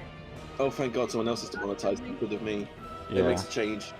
I'm not the usual suspect this time. Yeah, you don't want to hear the mac and cheese comment from yesterday. Oh my god. Oh no. Oh, no. I'm curious now. Someone type it. Someone That message it is to me. not PG. Someone You message have it. to watch the stream, man. What's the timestamp at? Oh, I have no clue, but there should be a transcript. They automatically generate it. Is it the Friendly Skeleton one, or wait, no, it'll be. Oh, I think it was Conquest of Elysium livestream, the second one. Yeah. What's that? Damn.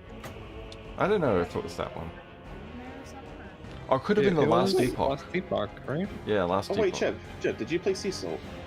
Yes, What did you reckon to it? I love it. It's great. I got a really old video on it from like 4 years ago, and then I've got a recent live stream of some of it. Yeah, great game. It's the unliving stream, so you can see. Yeah. gameplay. Honestly, going through these, Gudonia. Oh god, I keep coming back to Gudonia, but it's awkward because my character is already max level. He's got everything, and it's changed so much that I need to do a new character. Yeah, you do. I always start fresh, like after a long break, because otherwise you're not really experiencing the new stuff properly, in my opinion. Is there character slots though? Because I don't want to lose this one. I think there are. I don't know, to be honest. If not, you can probably just find the save and just save it somewhere else, no? Yeah. Can't be that hard. Gudonia is a very fun game, but oh god, I don't like the cutscenes for the main quest. Yeah. I don't like the graphics much in general, like just that thing is not really my style, that cartoony kind of thing. I can forgive the graphics purely because I'm used to playing games that have a very limited graphical palette. So, and I understand it was definitely a labor of love. It's very evident it's a labor of love, so I forgive games for their graphics. I'm just curious to know, voice actors, if he got his friends to do it, his family members to do it, or if he literally just went outside of his house and dragged some random bystanders in, locked them in his basement, and made them do their voice lines for him. If it's what I think, and this is just based on my own experience, like doing my own voice acting, this feels like a case of they may have hired something off of some folks off of Fiverr, and they did not give them like motivational scripts. These are just like this. It's all in the script. Or proper direction. Or like you don't just hand somebody a bunch of lines and say just do them. You have to give them motivations. You have to give them like Expressions and how to say it and. From my own experience of voice, like doing voice work as well. God, I would say, like, I'd take the piss so much with that. Like, if I was, like, directing that shit, there is so much that you can do with it. It would be so fucking... Because with a little indie game like that, you can get away with things that a AAA one just doesn't typically do. So, like, imagine having a side character, sorry to interrupt for a sec. Rambles, I just want to say real quick, you see the eyes on these skeletons here? That's kind of what inspired me for the mod colors I chose in Valheim. Anyway, sorry, continue, Ghost.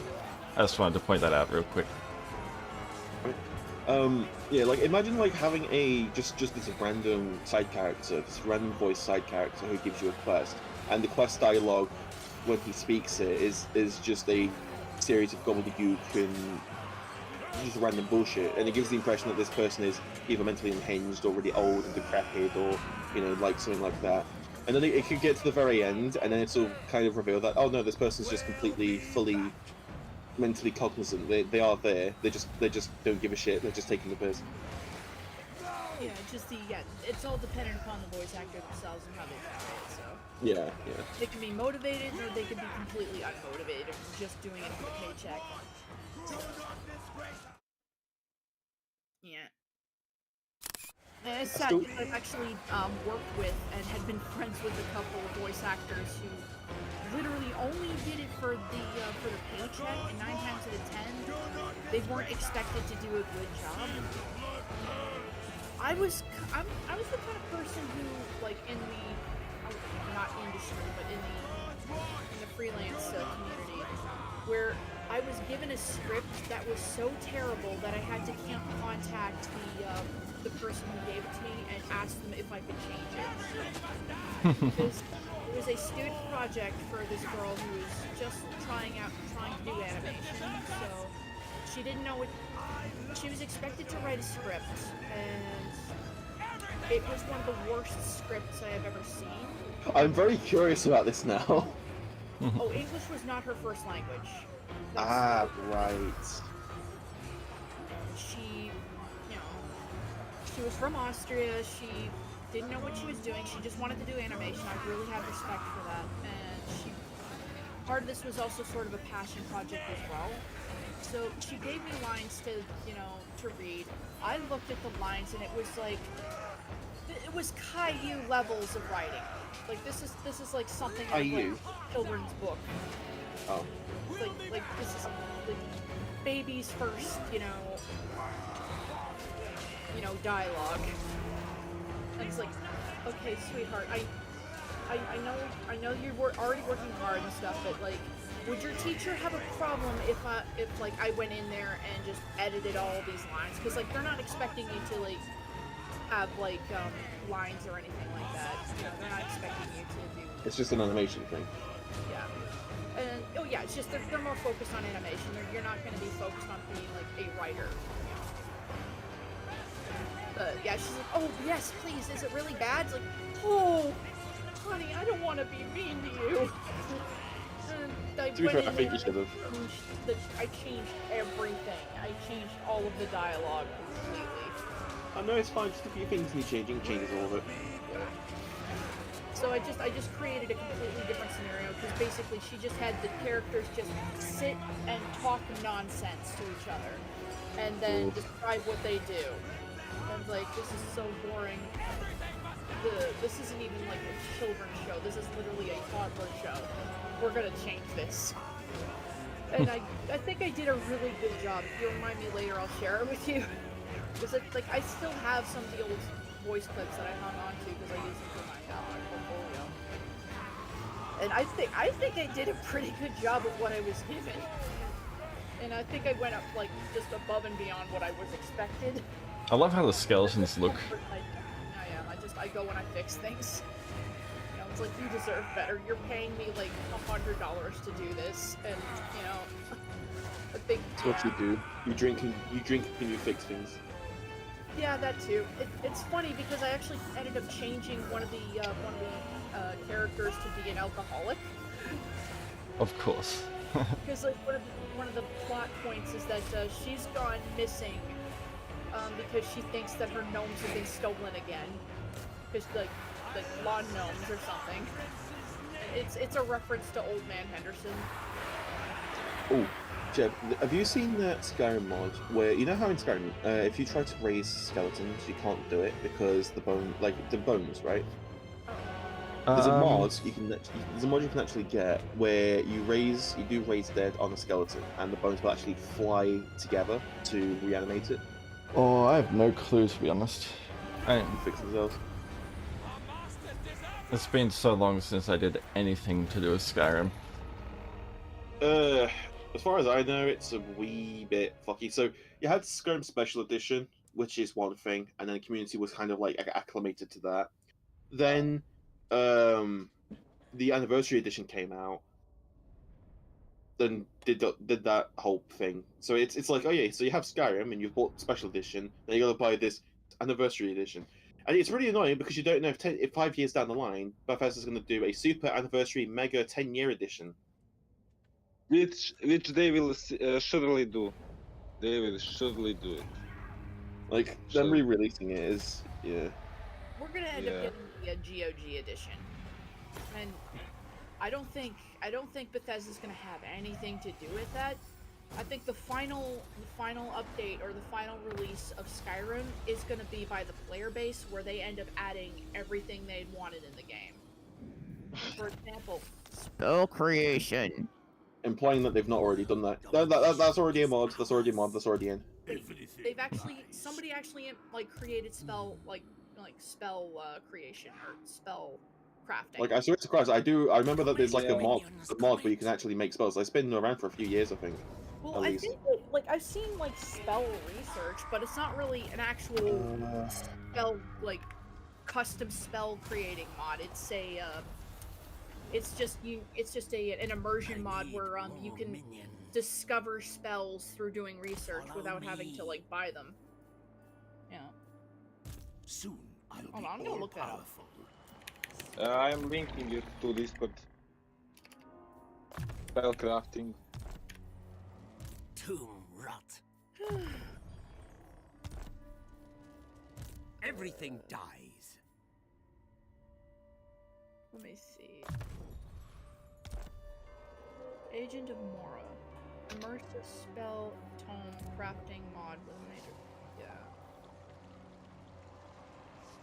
Yeah, there's one here. It says spellcrafting. Yeah, but is it like custom spells? Like how Spell details. Fire weakness aimed. So magic is 50. Duration is 10. Fire damage aimed interval.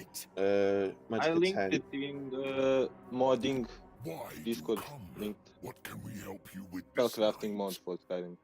Definitely. Is that the same one I'm looking at? Yeah, it is. Yeah, that's the exact same one I'm Oh, I looking at. see. Oh, okay, I found it. I Okay, so it does give you. Originally uploaded 2018. Huh. Now, do they have compatibility patches for stuff like spell research? Because I know it sounds terrible, but I actually kind of enjoy spell research purely because it makes Have you ever played Phonecraft for Minecraft? What? Have you ever played Phonecraft for Minecraft? Phonecraft? What? Phonecraft, yeah. So there's a Minecraft mod called Phonecraft. You can basically, if you progress through the mod, you have to do research. Like, you have to manually research everything, and you've got to figure it out. And you have those goggles that you use. I almost never mod Minecraft purely because it's. Oh, you're missing out. You're missing out. Yeah. It's because Minecraft updates so much. And... Oh no! You just go to a specific version. Yeah, I know. Yeah. But sometimes when I come out with new updates, like for example, the newest update, they introduced the bookshelf, which is something I've wanted for a hell of a long time. Wait, bookshelves? I've had bookshelves in modded since fucking 1.7.10. And it's got like a visual thing, right? Yeah. Where it puts it on the shelf and you can see it on the shelf. Yeah. In fact, there's actually multiple. There's multiple ones you can do. Well, Bibliocraft I think is good for it. Actually, let me check. Yeah, because they just recently came out with like a in base version. Yeah. It's Bibliocraft. Yeah. You actually like, yeah. Like let me send it to you. Soon I'll be all Get down, Garfield. You're being annoying.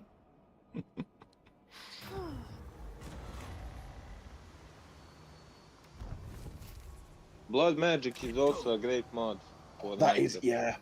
I can't like whenever I'm looking for a mod pack, I cannot play unless it has the essentials: Formcraft, Witchery, Blood Magic, Ars Magica 2,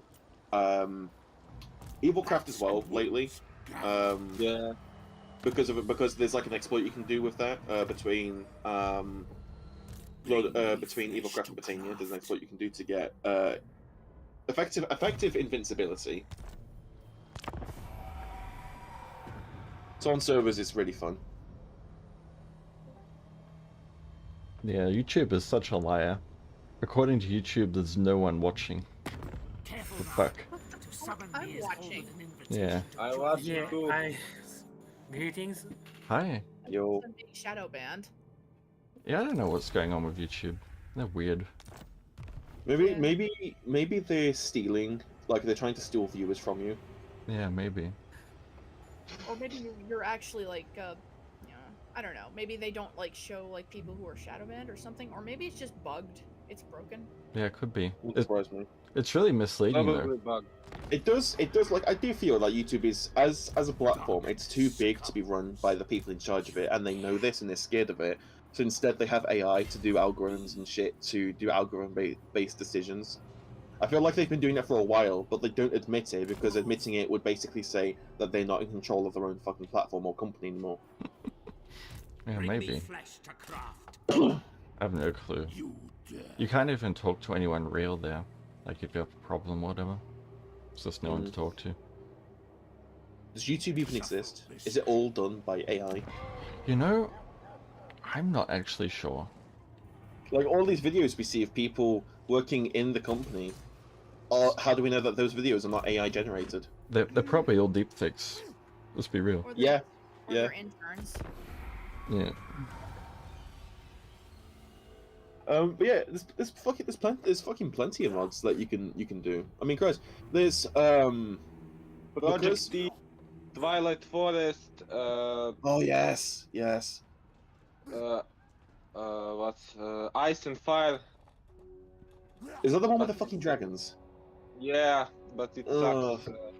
Yeah, fuck that one. The dragons are so fucking annoying. Like they're nice to begin with, but they get so fucking frustrating. Yeah, Is but that one? you also get Gorgons and other beings, but they didn't update the undead faction. We are supposed to get a Frost Queen that will let you, that when you kill it, you will get ability to summon undead units. You can do that in. You can do it in the other ones. I mean, guys, you can do that in Electro Blobs as well. Actually, in Electro Blobs Wizardry, you can do that. Yeah. So, Rambles, with the nature of how like a lot of these mods work, because they all have progression to them. So as you progress, you're going to be actually doing something. You're going to be unlocking more things to unlock more things to unlock more things, right? And there's always like things that you can do. There's always like something to do. So you're after like spellcrafting and research, yeah? Oh yeah, definitely. So what you're after is you're after Formcraft and its 50 billion add-ons. You're after Witchery. You're after Blood Magic. I mean, you're pretty much after just the necessities. But in particular, you want Ars Magica 2. Ars Magica 2 comes with a skill point system. So you will level up as you cast spells. You will level up. You gain skill points that you can spend to unlock new components, modifiers, and you will use these to create spells with. And there are even secret modifiers that you need to do certain spell recipes to cast them to unlock them. So, for example, if you want to buff, so if you're doing a thing to heal yourself, right? So you have like you give yourself healing. You want to do buff power to make healing 2, or to make it healing 3, or to have speed, haste, strength, ferocity, whatever, to increase the level of what the buff is. You want buff power. But buff power is a secret one. So in order to get that, you need to do a particular secret recipe to unlock it to then do it. And there are bosses that you can do. There are and the way that these work is when you there are these bosses called the Guardians, I think they are. Oh wait, just a soldier. They are Guardians, right? You got Fire Guardian, Water Guardian. Okay. So like, are they like similar to the Guardians that are already in the game, or they're just like the, the? So this will be in my experience, this will be for 1.0.10. So most likely it won't be the Guardians you're used to. These will be bosses that can only take a certain number of damage per tick interval, and to kind of like give some difficulty, and they will have special mechanics to them. And the more difficult the boss, obviously, the more difficult the boss. So the first one you'll be doing most likely will be the water one, and they will also drop special items, like special gear and shit, that you can take advantage of. They will also drop orbs, skill point orbs, so you can use these. So you can actually farm the bosses to get orbs to then get new things with, and you can do all kinds of shit. So because your limit for this mod is your imagination when it comes to making spells, and when it comes to making spells, you'll need to create, and also you'll need to throw in items and reagents into it to actually make it. And you can actually name every spell you make. You can give it a special name, and you can even give it a special icon in because it's an item.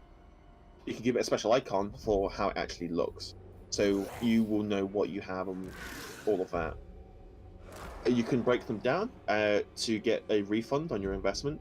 You can even You can even rename them if you want. Like, there's all sorts of stuff you can do. You can even slap a spell into a spell-making table to actually see what it's made of. So if you're doing multiplayer and you kill someone and you take their spell, you can see what they've made. You can break it down. There's all kinds of stuff you can do with it. And basically, because of how all of these modifiers work, the limit is effectively what you know and what you're wanting to do. So there's one called Wizard's Autumn, and it basically shares every leaf around the target area, right? So you can just completely just shred trees with it. There's one you can do. There's one for breathing underwater. There's one for night vision. There's ones like you can make crops fertile, and you can make crops like grow quicker. You can make it rain. You can make it sunny. There's all sorts you can do. One of my favorite ones is blink. It's self blink. It's very simple, but no one uses it. Why? Because they don't know how to use it. So the way that blink works is people will pull it as a projectile, then they will do blink afterwards. So what this does is it flies a projectile which casts blink on the target, which does a random teleport on them within a small area. So they will see it as useless and not do anything with it because they don't know how to do it. But if you do self blink, what this does is this will teleport you through walls as well in any direction of your choosing. And because of how cheap it is, it's a very reliable teleport spell.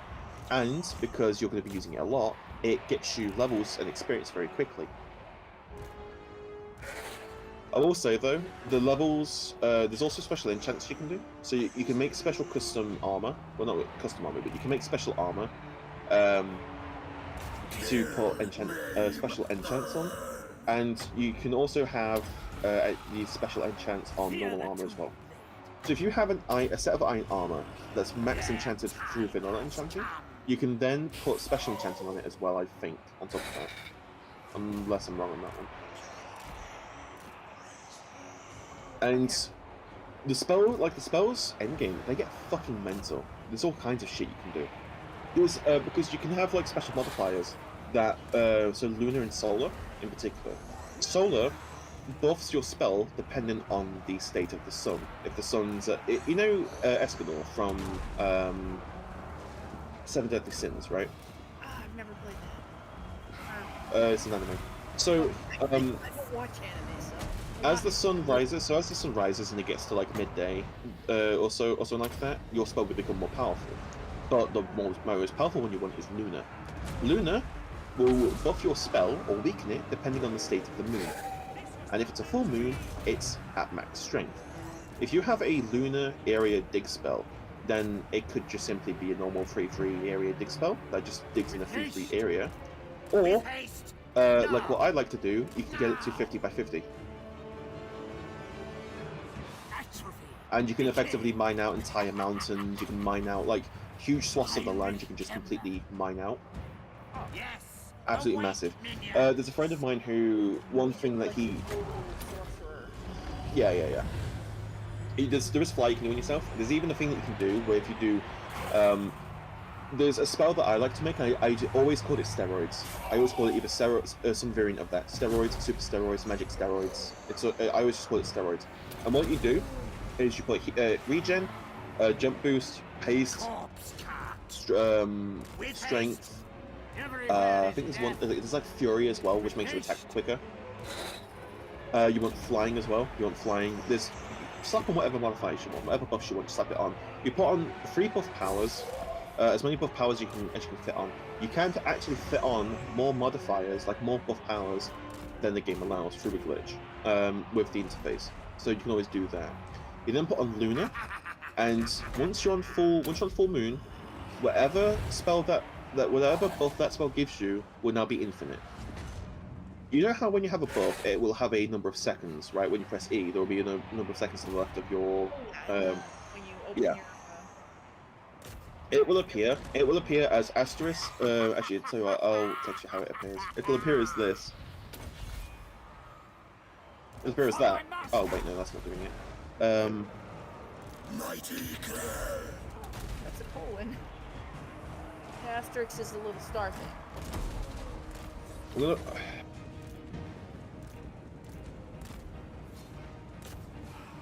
I'm going to put full stops to kind of like break it up. Yeah, there we go. So it basically just has two asterisks, then the two dots, then another two asterisks. Basically, it's infinite. It's infinite. It's on you constantly. It will never come off. It will only come off if someone does dispel on you, if you dispel yourself, or if you die. And yes, you can. And yes, you do have dispel. You can do area dispel to get rid of everyone else's spots. In fact, there's a thing that a friend of mine likes to do. There's two particular damaging modifiers. One's called Firestorm, the other one is called Hailstorm, I think it is? Or, no, it's Blizzard. One's called Firestorm, one's called Blizzard. And the way that this works is it just does a lot of damage, like fire damage or ice damage in a target area, right? And it plays an animation of like little fireballs or sparks falling down, or like hailstones or whatever falling down for both of these. It's because of the or of all of the things involved in this mod, like the actual graphic for it isn't really that impressive, but the effect is still very impressive because it's going to kill everything in that area.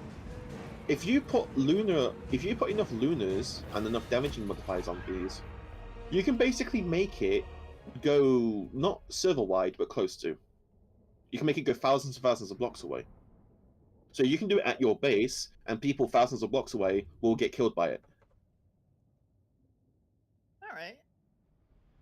And everything in the area is effectively going to be killed by it. And depending on your duration modifiers, it could last for 5 minutes, it could last for 5,000 years. Can the game support that? Good question. The moderation team, for whatever server you're playing on, will definitely find out the hard way. Oh man, that would be... I've had it a few times where people have done this. I've done this, other people have done this, and it's gotten that bad that the servers had to be restarted. Like, not like completely reset, it's had to be turned off and on again, effectively, to make it not do that. There's all kinds of shit you can do. What else can you do? Because there's a lot. What else can you do? Because there's some shenanigans. Okay, so there's one spell you can do that actually deletes people's that deletes people's archmagical levels, and what it also does is it completely kills them straight up.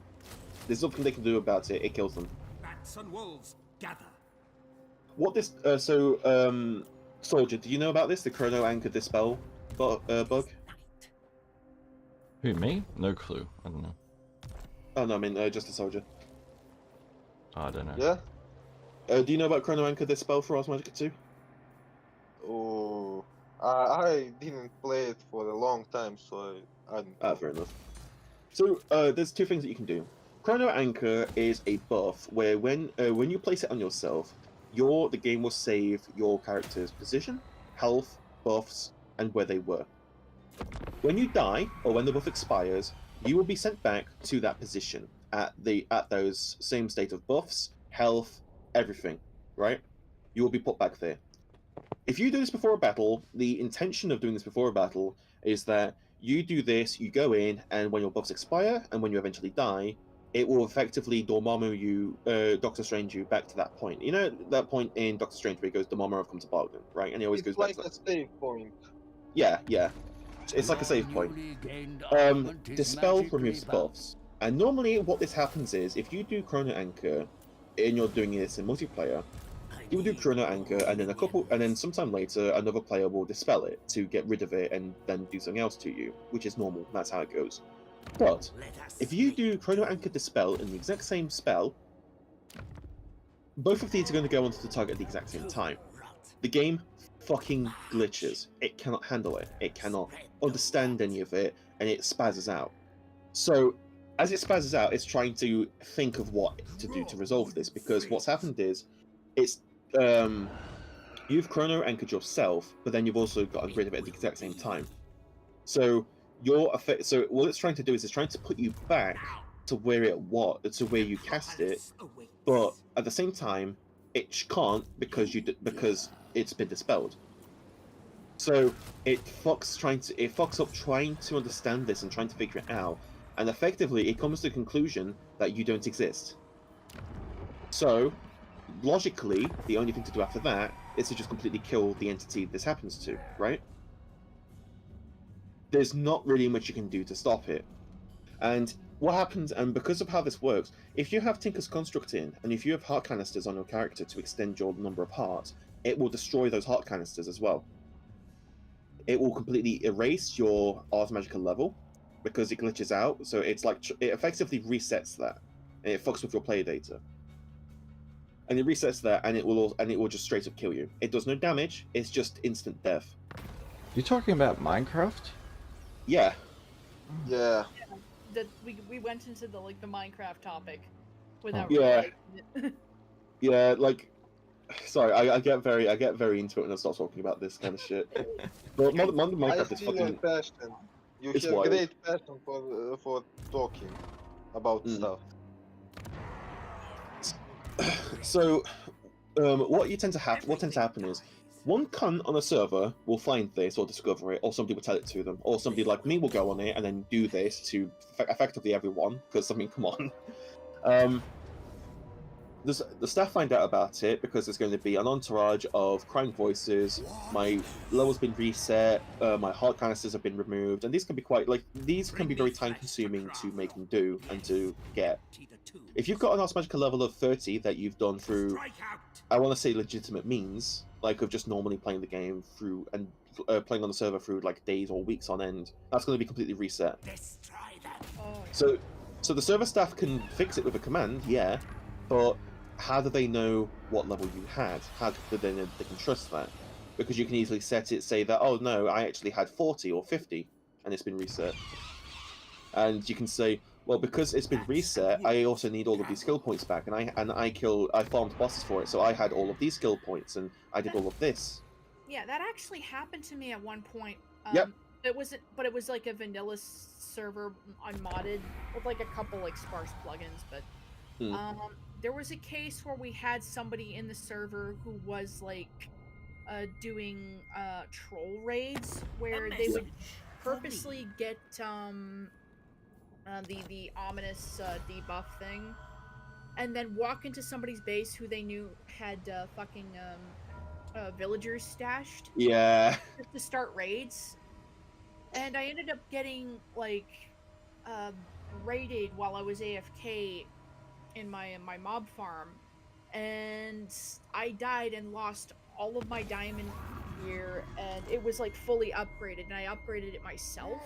And I asked the owner of the server, hey, this happened to me, I lost all my gear, it was fully upgraded, and said, okay, I can give you all your diamond gear back, but I'm not going to give you all the buffs back, because I don't, like, I feel like, How can you prove it?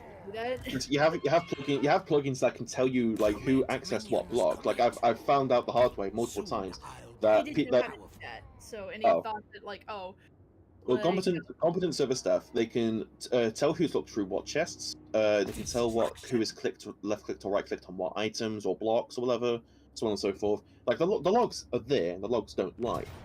He was paying for the wrong server, so I don't know if they okay. to do that. So I don't know about realm servers. I just know about normal ones.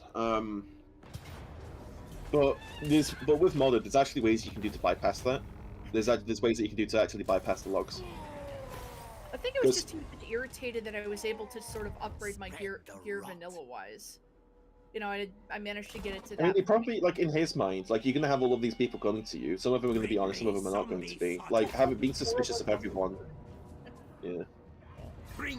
So, I mean, Chris, does this one thing I did to fuck with a person, and I only got found out because of one block. It was one single block that did it. It was that, and one of the members of staff I was friends with who asked me if I did it, and I said yes. It was that, and it was that got me figured out for it. But in Formcraft, you've got these things called nodes. Nodes are basically these wells of power, right, that you can draw from. You can use them to recharge your wands. You can use them for your machinery to power your stuff and things like that. You can capture them. You can transport them. You can do all these things with them. And there are different types of nodes. Sinister nodes will like spawn mobs and shit. You'll have calm ones. You'll have bright ones, which have more stuff in them. But the thing that people want the most for endgame purposes are hungry nodes. Hungry nodes are very dangerous because they eat everything around them. Hungry nodes are like mini black holes. What they do is they will consume blocks, and it doesn't matter what it is around them, they will consume it. So the blocks will be broken up, they will be turned into items, and then the items will be absorbed by the gravity of this Hungry Node. And it also does this to mobs and players as well, where it will just devour mobs and players and kill them for essence and shit, to grow bigger and bigger and bigger. So now, what I did is fairly simple. I went over to this person's base and he tag locked me. In Witchery, you can tag lock somebody and you can use it to make voodoo puppets of them, which you can do things to. You can do all kinds of shit. You can curse them, you can do voodoo puppets, there's all kinds of shit. And I didn't like that this person had my tag lock and he refused to give it back. He gave a false apology and it's like, oh yeah, sorry, I've got your tag lock, what, can I have it back? No. Okay. So I duplicated, I used a dupe to get one of my stored Hungry Nodes to be like a 64 stack of them. And I then put the jars, I got a spell to... Do you know what appropriation is? In a magical sense. Cultural appropriation. Yeah. Right, okay, so 2 or more mods have this. Thaumcraft has it and ours has it. The way that this works is, with appropriation, is you right-click a block with an item in your hand, and the block will disappear and it will be stored in the item. And when you right-click again, it places the block back into the world, right? You can do this with chests, so if you want to move a chest but you don't want to destroy it and pick up all of the items, you can just right-click, right-click. Right-click it vanishes, right-click it reappears, everything's all good and dandy. Typically, on servers that run ours, appropriate, the spell is banned because you can use it for dupes, because you can right-click it on a chest to store it in the spell. You can then duplicate the spell, and you can then right-click the contents of the chest everywhere, so you have multiple copies of that chest and all of the things inside of that chest, right? So that will be mostly banned and turned off in the configs. Chrono Anchor will also be turned off in the configs because of the fucking instant death. But you can do it with Thaumcraft as a wand. So, what you can do is, I place down the jars with all of these Hungry Nodes inside, place them all down, and I appropriated all of them, and I then put them inside of this person's base, right-click them, so that the Hungry Nodes are released, and I just watched them left. So I wasn't too upset, because any of the blocks I clicked on would be deleted by the Hungry Nodes. So the evidence removes itself, basically. Because of this, the moderation team would be able to look at all of these things, and because I've only clicked on the block, the jar, but the jar disappears when you get rid of it for the node. So they can't look at that, and I've not clicked on the node, so they can't look at the node, and all they could have to look at would be these other blocks which have been destroyed. Perfect. So these are wrecking this guy's base, he eventually comes on, finds them, dies a couple times to them, starts screaming in the chat, help, help, help, help, my base, black, fucking moderation dude comes over, examines everything. One fucking block he finds one fucking block that says that so-and-so has done this, or so-and-so has right-clicked on this. That was completely untouched, and it was nearly destroyed by the time he got to it. So he asked me, he's like, oh, have you done this? Yep. Fuck's sake. So was it a case of you didn't know what the hell happened? The guy who did it to didn't know what the hell happened. The moderator guy knew what the hell happened. There was a few times I did a couple things with the mods, had no fucking idea how to resolve it. They had no fucking idea at all, and they only found out because they asked me, and I was completely honest with them. I was like, yeah, this is how I did it. Here's exactly how I did it. Here's the method. Here's a PowerPoint presentation with 20 slides. Oh, there's some fucking amazing things you can do. I will say though, if you're playing on the Magic server, like a public server, be prepared that there's going to be a few things that are going to be banned for particular reasons. Oh yeah, because like you could server, you could literally create lag machines. Yeah, no, you absolutely can. You have chunk loaders. Chunk loaders are removed.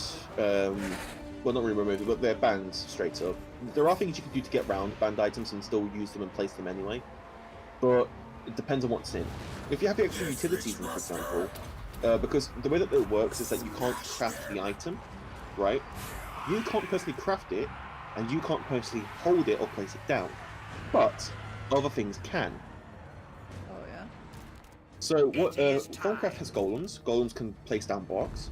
Simple. You just give the item to a golem. You tell it to place down the block. Simple. Job done. And now that whole chunk is being loaded. Easy. There's other things you can do. Extra utilities brings with it an automated crafting system that you can create. It's effectively you're doing 9 crafting tables in a 3x3 grid, similar to a crafting table.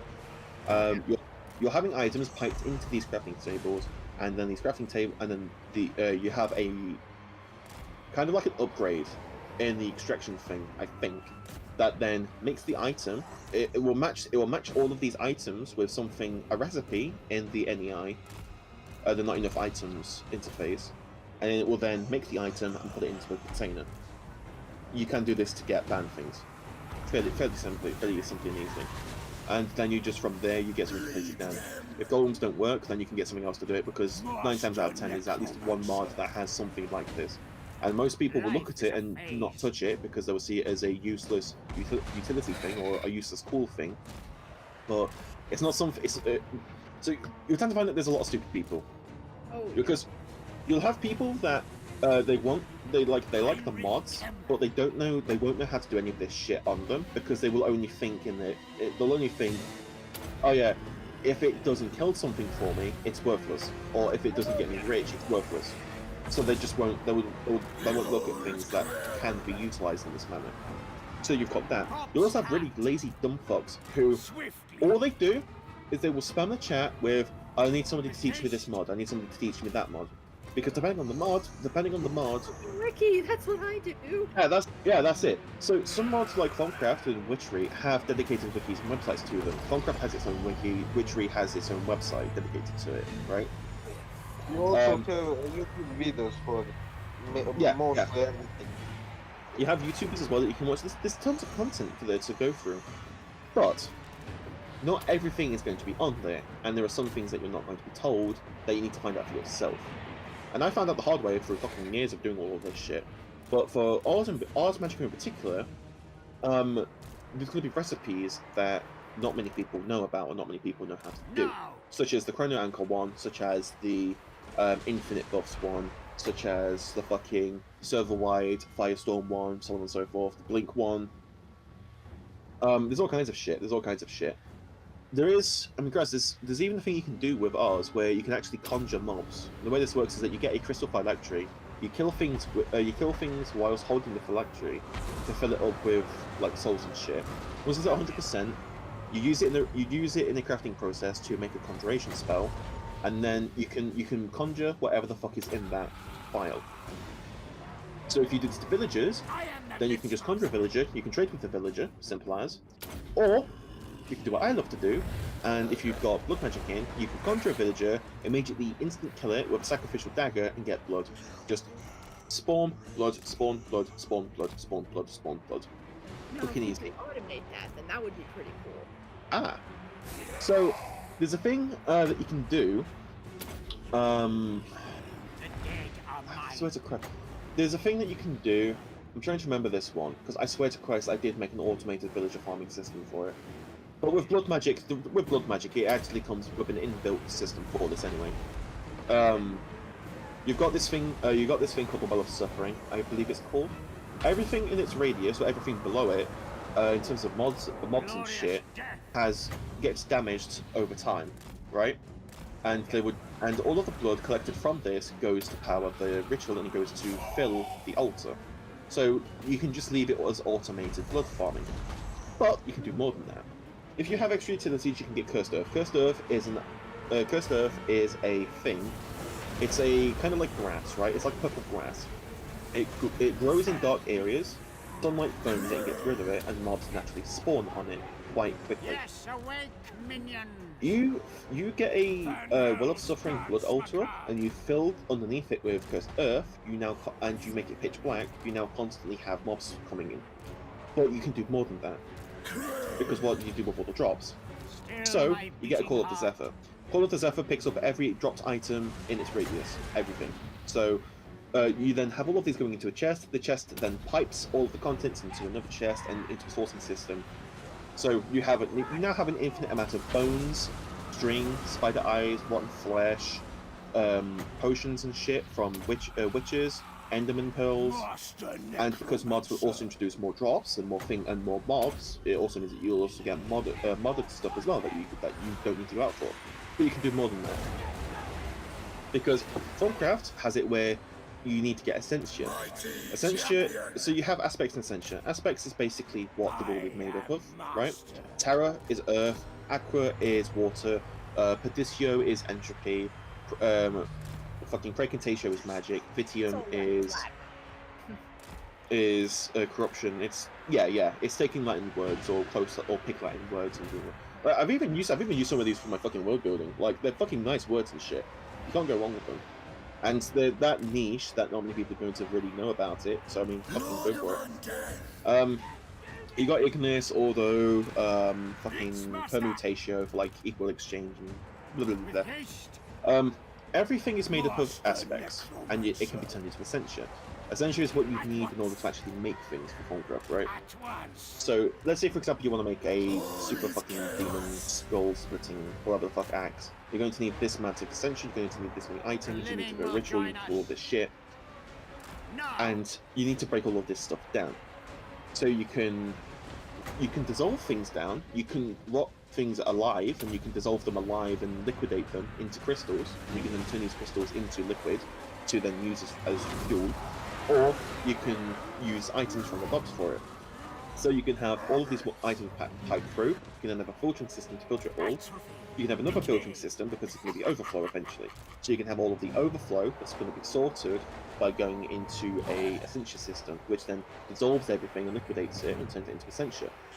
But Essentia is going to be, you can have all of these different types, all of these different liquids, all of these different things, all of this different stuff to do. You need to store all of this as well. So then you need to make a system for that, and it just goes on and on and on. Interesting. Most people don't do that shit though. Like they'll have the bare bones basics down. Yeah, Cheb, what do you think of all this? I have not been paying attention. That's completely fair. Yeah, from all this talking, I only know one thing. Rainer, please start Twitch streaming. You would be great at it. Honestly, like, I've thought about it, but You'd be able to talk about anything for like 7 hours straight. I'd be able to talk about anything until I get banned by Twitch because I've used 5 seconds of copyrighted music. That's important. Or swore too much, or something like that. Yeah. Like, what it could be is just like, but that's why you list your stream as an adult stream, and like you can get through the swearing and like the adult content if you just list it as an adult stream. So. I'm going to advertise this stream to young people because I'm going to teach them how to swear. We're getting some great winds of death this battle, but I'm not sure it's going to be enough. It might be. I mean, yeah, just choose it. The thing is that, like, if I do like streaming, MC, modded MC and shit like that, people are going to be stream sniping. They're going to be stream sniping. They're also going to be seeing exactly how I do stuff. They're going to be seeing exactly what I've got, and I'm far too paranoid for that shit when it comes to PvP. Like when it comes to PvP on modded servers, all of my bases are underground. They're all underground, and they have measures and levels of security to them. Yeah, that's why you got to go into a, you either got to just do it in single player or a secondary base. You got to build a private server specifically for streaming, and then have it be if people want to play in the server, that's where you make your money. Is that you have people like sign up on the Patreon to be able to get access to the server. Hey boys, you want to play to get on this fucking PvP Anarchy server where we fucking just break shit? That would not last 5 seconds. I'm telling you now, that would not last 5 seconds. Because someone's going to get on that. Somebody will get on there, and they will do because there's multiple ways you can actually like crash the server. Quite easily, actually, quite easily. Like my fucking record for breaking a new server was 20 minutes, and it was really really fucking funny as well because I joined and I had client side hacks on. So I had stuff like not really hit scan. It was more sort of I can see people's hitboxes. I have a thing that tells me how many players are in an area. Fly is an obvious one. Yeah, fly. Not anything like creative mode or anything like that. Yeah, like Just I've watched Horizon's griefing videos. Like, I hate griefing just overall because it's just a nuisance, but if you're doing it to say like a pay to win server that's like literally scamming children. Yeah. Oh, X-ray. X-ray is essential. X-ray is so fucking good. You need X-ray. Oh yeah. X-ray is really nice. When I did this, like, it was kind of mixed because I would do this to servers and shit, and sometimes I'd get caught out on it because sometimes so it was always the X-ray in my mind, if I remember right, that triggered the server-side protections. It was never the other shit I had because the person who made the other shit ensured to make it as low-key as possible so it wouldn't be detected. It was fucking great. But multiple times, like, I've been helping like staff and shit with like these client-side stuff as kind of like an unofficial like staff member because it's somebody that they can get to help them. That's not part of them, and so therefore they can take advantage of that. Because then if you've got someone who's like doing all of this shit, then hey, they can just get this guy to go and sort it, to go and tell them what this person has, what this person does, because this person's not affiliated with the server, so therefore this person is going to be seen as more trustworthy, because surely if this person's breaking rules and shit as well, like, they can be trusted more than a staff member, right? Who you want to keep things away from. Kind of like a Bobby on the beat sort of thing, I guess. If you know what that is. Bobby on the beat? No clue. Yeah. What the hell is that? So in England, you know how you have police, right? In England. Oh, yeah. The Bobbies. Yeah, okay, I get yeah, the it. Bobbies. So the Bobby on the beat is meant to be basically like a member of the police who integrates with the local community and like knows everyone's names, knows everyone's faces. It's like really friendly with everyone. Like knows this person, everybody trusts this person. It's like a liaison between the community and the police. To build up trust and communication stuff like that. It's to help with because when someone commits a crime in a community, obviously members of the community will feel more likely to defend that person than to help the police resolve it, right? Yeah. But if you have a Bobby on the beat, someone that is trusted, someone that can help all parties involved, they're more likely to talk to the police because of that, because they have this liaison that they can go to and sort their problems with. Right. It's meant to be that, but you don't really have much of it nowadays due to budget cuts and shit like that. It was a thing back in the day that was really, really good, but over time, over time, because of a lack of this budget cuts and a lot of stuff, it's kind of like led to a lot of people kind of like seeing the police as disconnected. Yeah. Hold on.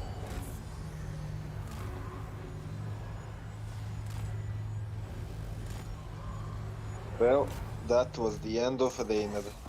He was a brave man. For about 5 minutes. Master Necromancer. He really likes Minecraft. I don't blame him. Like I like Minecraft too, but it's really easy to burn out on it unless I go in with like a plan I want to try out. Like, oh man, I'll wait. He really talked about Warhammer also. Like half of the stream, he's talking about slave management with the Dark Elves. It was really Hey, it's good though, cause like it fills the void. You know, people like who are watching this want to hear like content or dialogue about it. So yeah.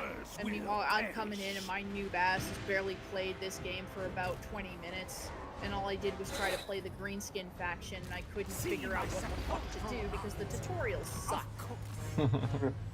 Yeah. But really, my only gripe with all of this, he's more rambles than you are rambles. At cannot least I stop. have the namesake for it.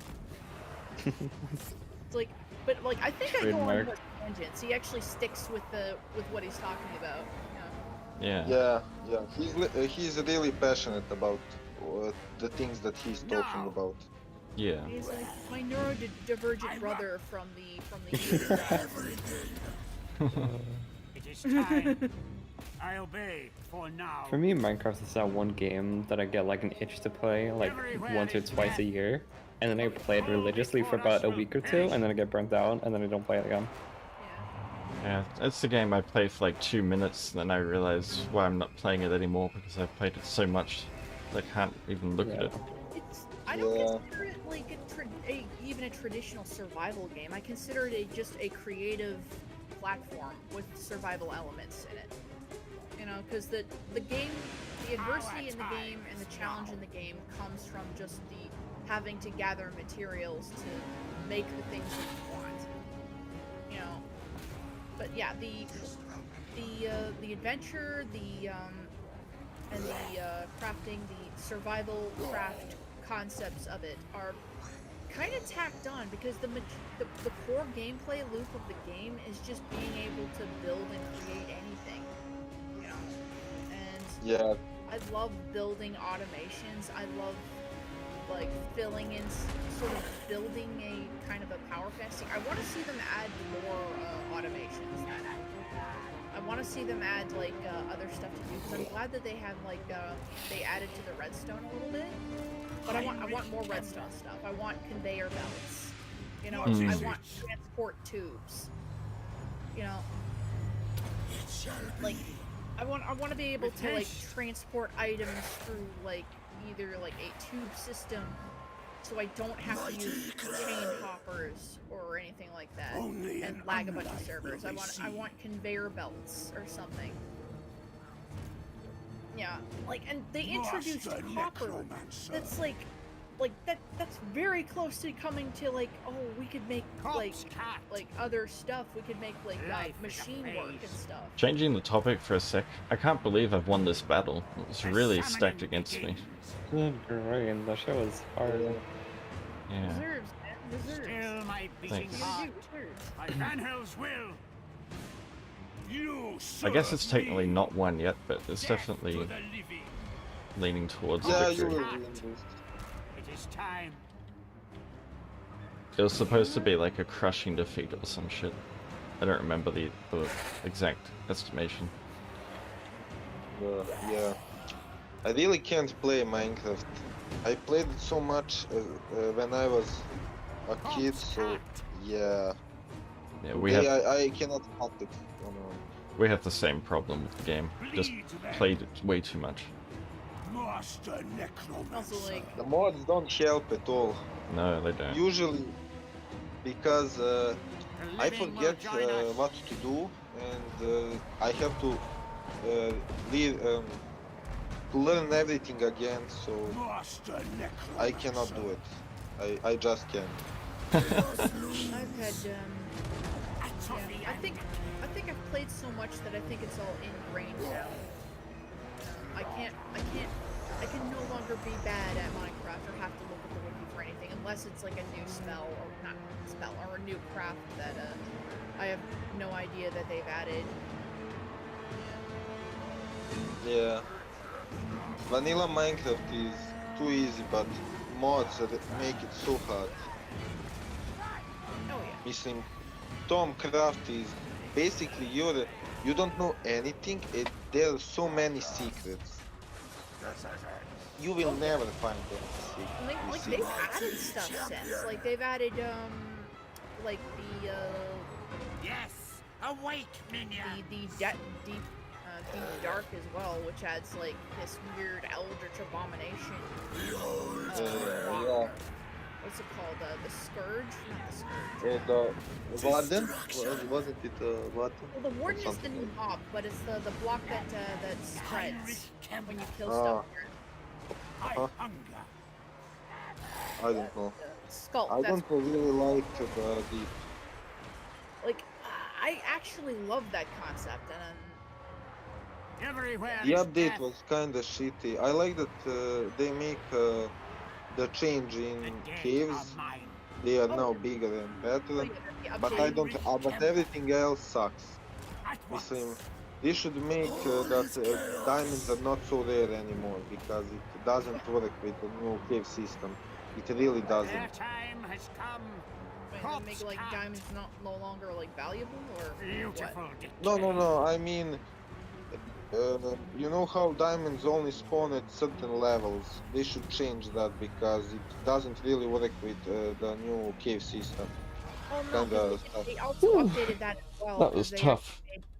they changed the spawning of the diamonds as well, and so that they spawn lower. Like they do kind of spawn in like in some of the higher levels, but like the majority of diamonds veins you will only find at like the lowest points now. Still, they changed the spawning for it. So, but you don't Yeah, also but you don't even need what's to the mine point? for diamonds anymore. It's like, you know, if you want diamonds, you just gotta know where to look. And, you know, best place to find diamonds? Shipwrecks. And even then, like, the only things that you need diamonds for are armor and weapons. And you can literally just set up a villager farm with blacks and create, like, a bunch of villager blacksmiths and get, like, fully upgraded gear, you know?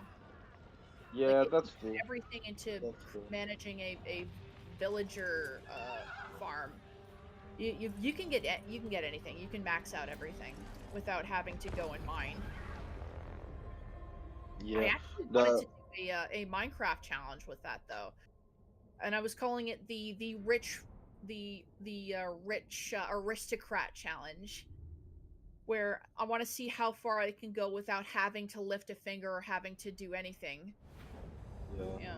Kind of feels Minecraft is becoming redundant. I mean the mine part. Oh People yeah. don't really want to mine anymore. It's Be kind of sure to boring. use your They mounted tried to soldiers make to it full. they tried to make it relevant again with the new caves and cliffs update. You know, because the deep dark It didn't introduced really work. new building blocks and new materials, so and you can't Yeah, I really don't get think it materials really from worked. traders. Yeah. I Trade. saw some YouTube videos that people still complain about it. They're Allied not reinforcements really are arriving in. interested in it. They want more other stuff more. They really Yeah. want to explore more, like more things to the end and other stuff. Oh yeah, the ends. I wonder if like they're gonna do like an end update because like with the deep dark and the ancient cities, they had that one object that looked like a goddamn portal, and everybody said, "Hey, that's a portal. Like, is it gonna open up to some place? Is there gonna be, are we gonna have another end portal, or are we gonna have like a portal to a new world?" Yeah, I and wonder beacon if they're stuff. gonna actually do Skycraft. Because that I'm was just that gonna was let the elves soak up all the damage here. Oh shit. Yeah. It is time. Now. Good job with the battle. Thanks.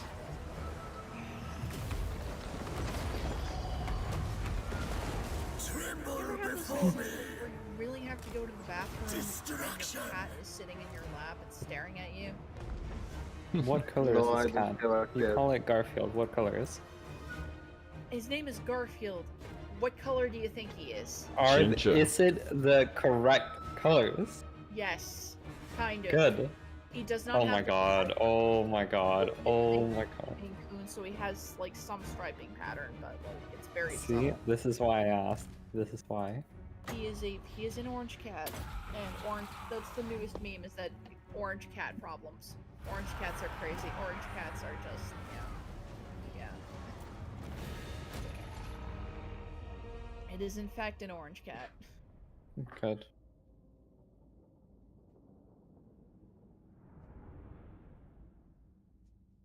I like all cats, but I've found that white cats have the worst personalities. Just in my anecdotal experience or whatever. Like every every cat I've met that has Yeah. white fur has got like a bitchy ass personality. Just in my experience. I can't contest that because I know somebody like that too. So Yeah.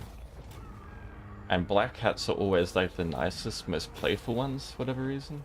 oh yeah. Yeah. Although I grew up with a black cat that was that I thought was really mean to me, but turns out I was just an asshole kid. Yeah. Because I think later on in life they started being nice to me Hmm. and wanted to cuddle more. But yeah, you're right. Like a lot of the black cats are like super, like very sweet and like very very intelligent. I think. Yeah, extremely playful. Yeah. And then my cat is just, you know, chaotic neutral.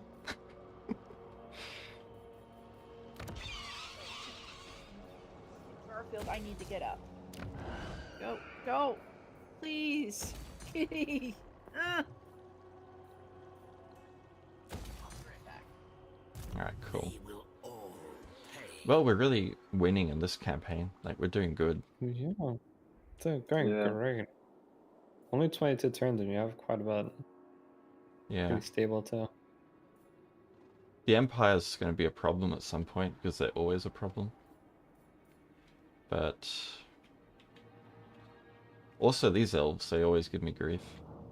Like, at some point, they just go hostile.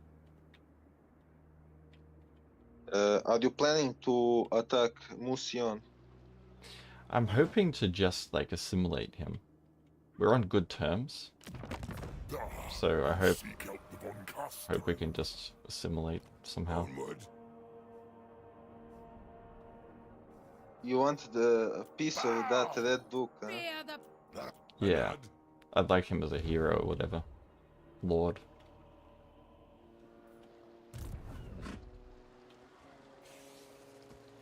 Grave times. I should start leveling up Krell next.